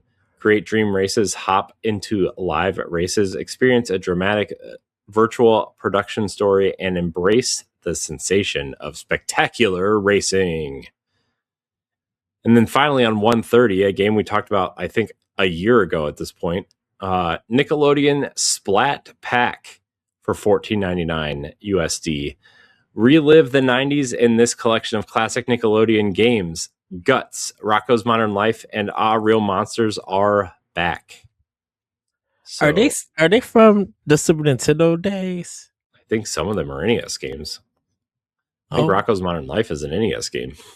I thought that was Super Nintendo. I mean, it might be. I don't know. I don't know. That Rugrats game was an NES game, but I don't remember any of these, so I can't tell you exactly. Sure. But I just remember Ren and Stimpy on the Super Nintendo. God, Ren and Stimpy. So I mean, out of these four games, I think Dispatch is kind of the highlight, in my opinion. Dispatch and Grid Legends, I would say, for me. Yeah, Grid Legends has been out on other platforms for a while, though, so I think that's why it's not as high. Mm-hmm. But Dispatch, I think, is clearly the winner in this group of games. There's a lot of updates this week on Games Ed. Like I said earlier, the Super Mario Galaxy movie Nintendo Direct will be Sunday, January 25th. This episode comes out on podcast services on the 28th, so it will have already happened. Maybe we will do a Nintendo Direct, maybe not. Check the YouTube channel or social media or whatever for details, I guess. Yes. But let's get into some of these game updates. Ball Pit. Ball Pit's first free content update for Switch drops on January 26th, adding 2 new characters, 8 new balls, and more chaotic surprises to the addictive roguelike. Hitman World of Assassination adds cross-progression on February 3rd, letting players carry over levels, unlocks, and story progress across all platforms. The Freeze Break event is now live on Donkey Kong Bonanza's Emerald Rush DLC, challenging players to complete the freezer layer with limited perks to earn Tux and Lord Frederick statues. I hope people who played that know what that means, because I didn't get that far. Exactly. Nintendo Today app expands to Argentina, Israel, Saudi Arabia, and the UAE. United Arab Emirates is what that stands for you people out there. Okay. For you geography nerds. Pokemon Legends ZA on Switch and Switch 2 has received its version 2.0.1 update, adding fixes for Mega Dimension DLC, adjustments to item purchases, and increasing the maximum number of Mega Shards from 999 to 9,999. It's a lot. Exactly. 9,000 more. Math nerds. Wow. Oh, geez. I'm tired, man. Nintendo's released version 3.1.0 for Donkey Kong Bonanza on Switch on Switch 2, not Switch 1. Adding the Polish language support and addressing various unspecified issues to improve the overall gameplay experience. Okay. Nintendo's first 2026 update for Mario Kart World brings version 1.5.0, adding team races to Knockout Tour, Polish language support, and various fixes to improve online and local gameplay. Last but not least, Psyonix's latest Rocket League update brings a series of visual and performance improvements for Nintendo Switch 2, including 1080p at 60 frames a second for both docked and handheld modes, higher texture and world detail, improved lighting and shadows, and simplified graphic settings that remove the performance quality toggle. Nintendo Switch Online updates. Really, only Nintendo Music has some, with Phantom Hourglass. The Legend of Zelda Phantom Hourglass from DS has been added. Yes. And then, I don't remember if we mentioned this on the last episode or not, but Mario and Luigi Brothership has also been added to Nintendo Music recently. So those are tracks you can bump to on your way to work or sleep or whatever. I also don't remember if we mentioned that Fire Emblem Path of Radiance, that Nintendo Music track, those tracks have also been added when the game dropped on NSO. All right, Ed. We are in the home stretch here of this almost 4-hour episode, which is great. Feels very old school. I just wish we started earlier, honestly. But we have 3 questions for now. If you want to ask a question, you can email us at nintendopowblock@gmail.com or find us on various social media networks. Join our Discord. There are plenty of ways to ask, including Blue Sky. Our old friend Deshaun Malone via Blue Sky asks, how y'all feeling about the future of retro games library on NSO? What is the next console you think will make the service? The same way that I've been feeling on Switch, I'm excited for it. There's more games to come to NSO. There's once again still more Japanese games that have not released in America coming to the console. For Nintendo, Super Nintendo, and 64. I think I would love to see more Sega Genesis games come. And the next one, I think that will come to NSO. I believe it's going to be the TurboGrafx 16 / PC Engine. That seems like a shoe-in, I think. Like, because it was on Wii Virtual Console, right? Like, I'm just trying to think of the consoles that were on Virtual Console. Like, that just seems like an easy shoe-in, especially for like that $20 tier, I think. Right? Yeah, and they could also do like the PC Engine one that they had. It was kind of like short-lived. They didn't have a lot of games for it, but that didn't come over to America. But like TurboGrafx and making TurboGrafx CD also, like all together, they could literally put all of that on NSO. I mean, we mentioned Dreamcast for the 100th time, so that's not expected now. What would like shock my mind would be like Neo Geo or 3Duo. Definitely Neo Geo because of Smash, a Fatal Fury being in Smash. I think, man, the two realistic ones in my mind, like that would be next. Now that we're kind of in this generation, would be Dreamcast for one, and Wii would be the other. Considering that, like the emulation for GameCube and Wii are essentially identical. I mean, not really identical, but like you look at the emulators out there, a lot of the Wii emulators run GameCube games, and a lot of the GameCube emulators run Wii games, like Dolphin specifically. And so like to me, and also like the way they ported Mario Galaxy over and Skyward Sword and some of these other Wii games to the Switch and Switch 2, like I don't know, I just feel like that emulation is already like, I don't want to say done, but like the brunt work is done, and so like just tailoring the games to that emulation is kind of what they need to do now.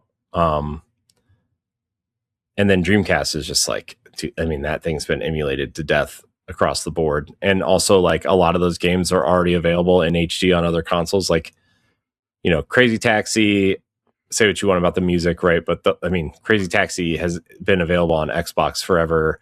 Jet Set Radio and Jet Grind Radio are both on Xbox and Xbox 360.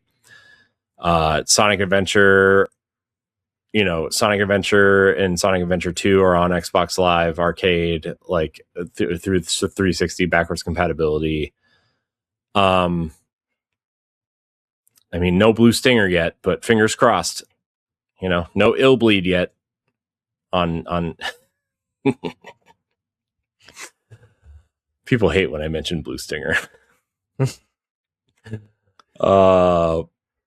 But I mean, Dreamcast seems, gosh, what is Sega waiting on? Are they just like, I feel like a lot of the things are like music related. Yeah. Right? Like Jet Set Radio is, I feel like, clearly music related. A lot of their racing games I feel like are music related, like Daytona USA, right? Like Crazy Taxi was clearly music related. I mean, remember when Crazy Taxi came out on Xbox 360 via Xbox Live Arcade, and like, yeah, it was missing like all of the music. It was just generic punk rock, and like people were, where's the music? Where's the, you know, where's because all the licensed music was taken out. Yeah, it's just like, oh my gosh, because like that. I mean, that when you turn the game on, that yeah from gosh, what is the band? Why am I blanking on the band? Gosh. I almost said Fall Out Boy. That's incredibly incorrect. Anyways, that music is so tied to that game, right? And even the timer like feels like it's ticking down to the beat of those songs, and it's like, where is it?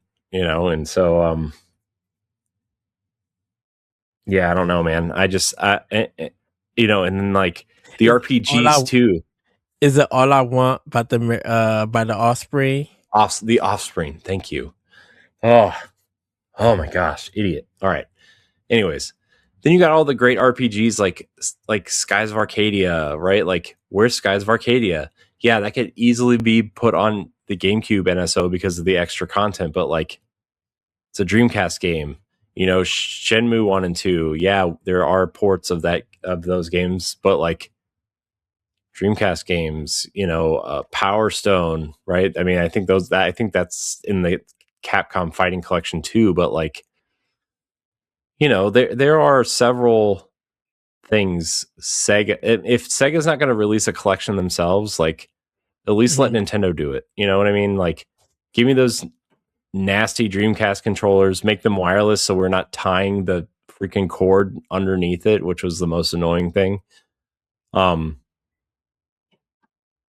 You know, like, I don't know, man. Like, I just feel like the Dreamcast has been so lost to time, and it doesn't need to be. You know, right. It makes me sad to see the Dreamcast kind of it's faded away, you know, and it's not like it's a great console. It has great versions of Tony Hawk, you know, 2 Tony Hawk games on there. Dave Mirra BMX game, like the BMX games on there were great. Like horror games, it had, you know, Code Veronica, it had, you know, it's just like, there's so many games on there, you know, like Choo Choo Rocket even, and dumb games like that. And And I think like what Billy Hatcher is a Sega game, but I think that was a GameCube only game, right? So like, I don't know, man. I just feel like Sega has so much classic Sega to offer, and they don't do it. And like even like Saturn and Sega CD are missing. You know, I don't care how dumb Sewer Shark is, but like let someone play it somewhere. You know, somebody wants to play it. I know Saturn would take a long time, but if they could get it working, put it on the internet. So yeah, and I understand a lot of these third parties or you know like these classic gaming companies want to make their own collections, so they make money off of them, right? Like rightfully so, because like you know if you made a Sonic Adventure Legacy collection with Sonic Adventure 1 and 2 in it, like and like gave it its own version of the Chow Garden, like people would go nuts. Yeah, you know, or like if you made Skies of Arcadia HD for $39.99, the way that Tales of Symphonia came out, right? Like I would eat that up. I love Skies of Arcadia. I love Skies of Arcadia so much. But like I don't know, man. It just makes me sad that Sega's so lost. Like the not the company itself, they're actually doing great, but like just their history has kind of been like really confined to these like 20 Genesis games. And it's like that's it. You know? Yeah, they're me. Sega now it's just like, okay, some of our games we could give to that like .mu and them, and they can make these indie games and stuff. But it's just like Sonic is our bread and butter, so we're working on that. Wow. But even Sonic 3 is tied so much to that like licensed music, you know? That like in Sonic CD also, like those games are so tied to that licensed music that they changed it for the Sonic Origins collection. That music is different. Yeah. You know? Which I don't care, it's fine, but like at least the games are available, but like that music, especially the Sonic CD opening song was like so stupid and fun.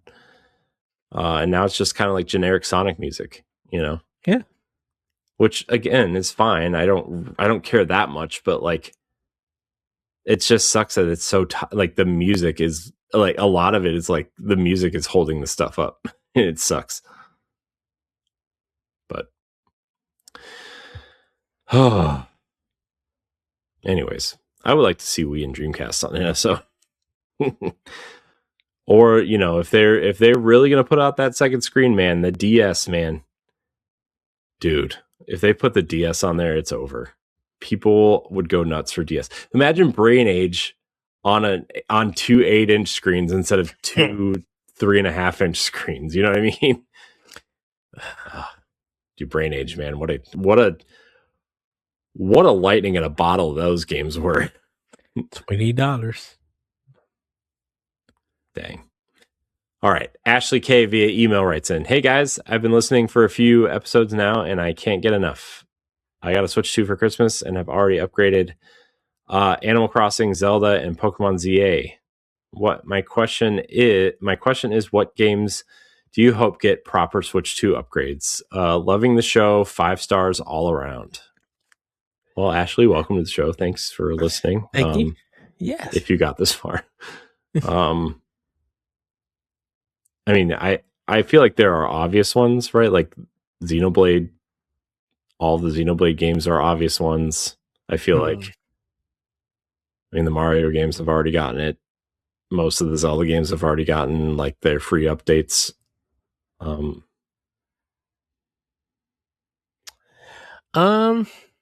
mean, I'm looking at third-party games essentially. You go ahead first, though, Ed. I would say Metroid Remastered. Hopefully, that gets the Switch 2 upgrade.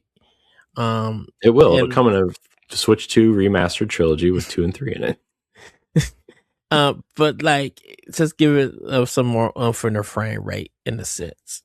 Like, you know, they wouldn't have to really do too much. I mean, if they want to tighten up some more of the graphics, they can. But it would just be, you know, do a nice frame rate and some quality of life things. I say they could do that. Yeah. I mean, they already did not Link's Awakening. I mean, they did do Link's Awakening and Oh. Echoes of Wisdom. Echoes of Wisdom. That's what I was thinking of. Fixing that. They did Jamboree. My choice, Ed. Astral Chain. Yeah, that's I think needs the proper one. I mean, Astral Chain, anything that Platinum did, right? The Bayonetta games, Nier. I feel like I think those 5 games from Platinum deserve a Switch 2 version. 60 frames a second, 4K, especially Bayonetta and like Astral Chain. Like, it's not as fast paced as Bayonetta, right? But like, man, it could use that 4K graphical overhaul, right? Like, and just, oh my gosh, could you imagine if Bayonetta and Astral Chain got 4K, 60 frames, maybe even 120 frame modes for Switch 2, like especially Bayonetta at 120 frames, maybe 1080p 120 frames like Metroid Prime 4. Dude, Bayonetta 2 back at 60 frames. Bayonetta 3 might actually function as a video game. I say it does. I know. I like to give it a hard time. People like to give it a hard time. I mean, we said Kingdom Hearts and Control. I mean, those just deserve extra games. Yeah. My picks, Ed, would be both mainline Fire Emblem games and the Warriors games. Yeah. And if you're only going to pick one Warriors game, it would be Three Hopes, right? Like, I think, especially, yeah. I feel like in the near future, they are going to announce a Switch 2 version of Three Houses. It also depends on when Fortune's Weave comes out, right? Because like if it's that May date that we talked about last week that has been rumored, like they would have had to have done it now, right? But like you could include a Switch 2 Definitive Edition that includes the House of Ashes DLC, or that's what it was called, right? That DLC they put out was called House of Ashes, right? So, I mean, I feel you could do that or something. I don't know. I feel, man, I really feel like that game deserves some love. And Engage also, like, man, I would play through both those games again if you did that. But those would be my picks. Would be the 2 main Fire Emblem games, and then Three Hopes if you're going to pick one Warriors game. But also Age of Calamity too, man. The Hyrule Warriors games too. Like, I feel like those deserve Switch 2 versions, or at least updates. All right. It looks like our last question of the day comes from Retro Stoy. Never heard of that guy. Just kidding. We love Stoy.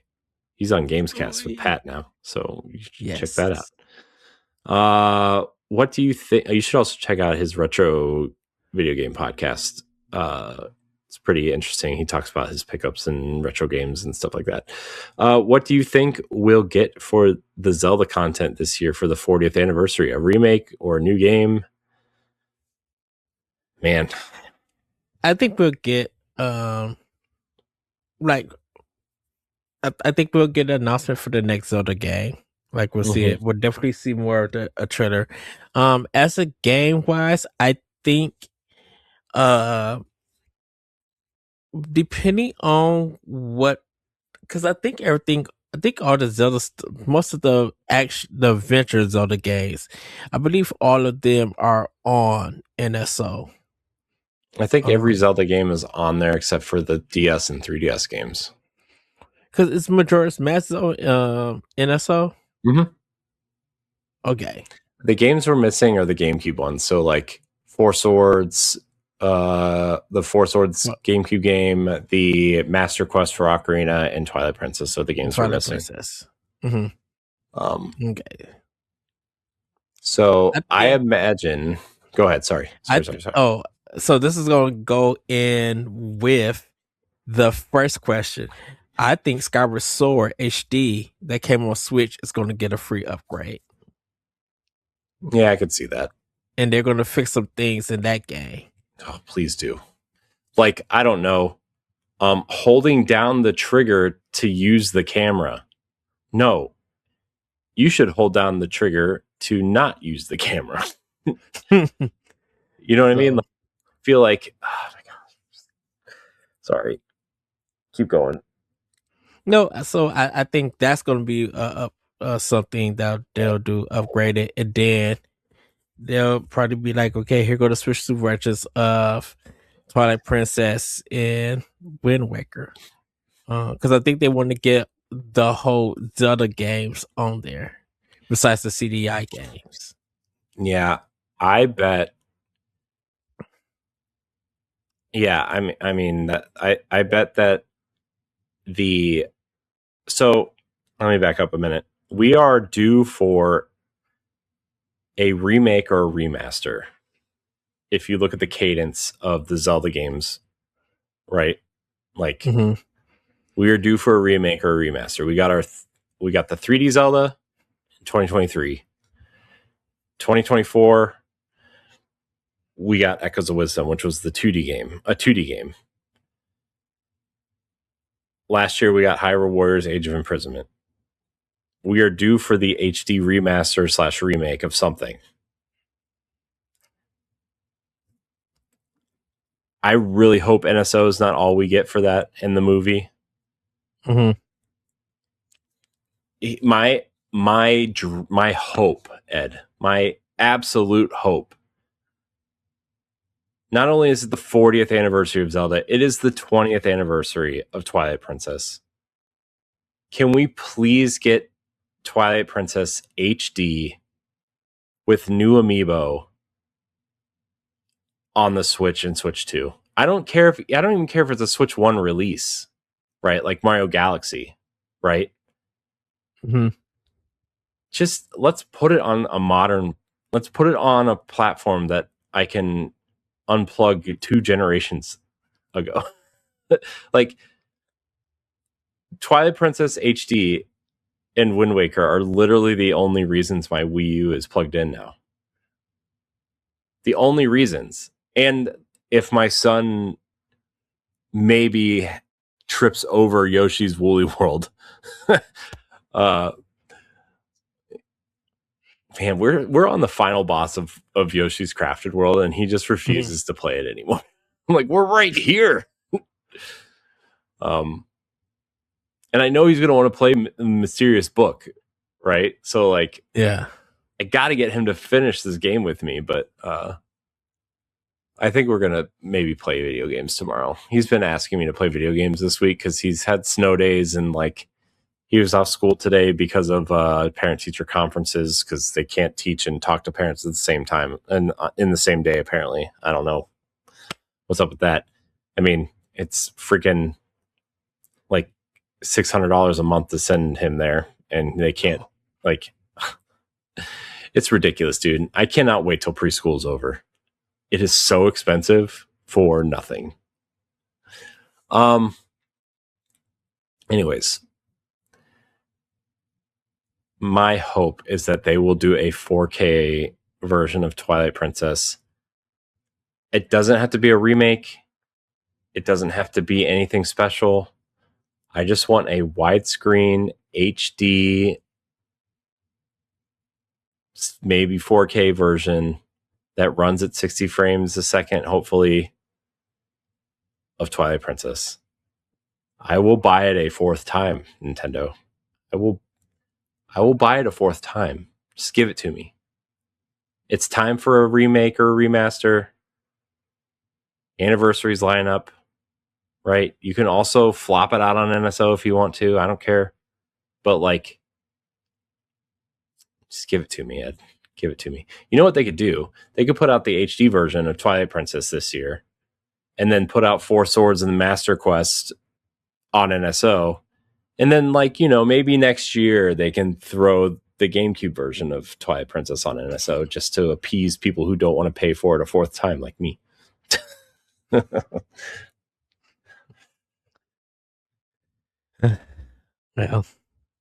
that's what I want. That's what I want, Ed. I just want Twilight Princess, Ed. I just want Twilight Princess. They And new amiibo. Capcom games. Give me new amiibo. Give me Twilight Princess amiibo of like Link, Zelda. Give me True Form Midna. Give me Zant. Give me Phantom Ganon.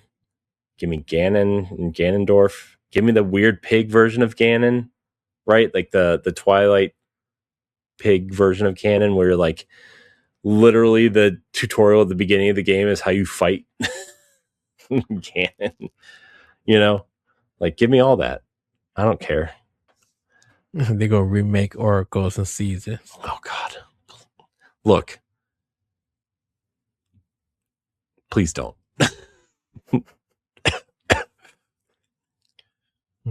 So I look, those games are good games, but like, please don't. Give me Twilight Princess. Please give me Twilight Princess this year.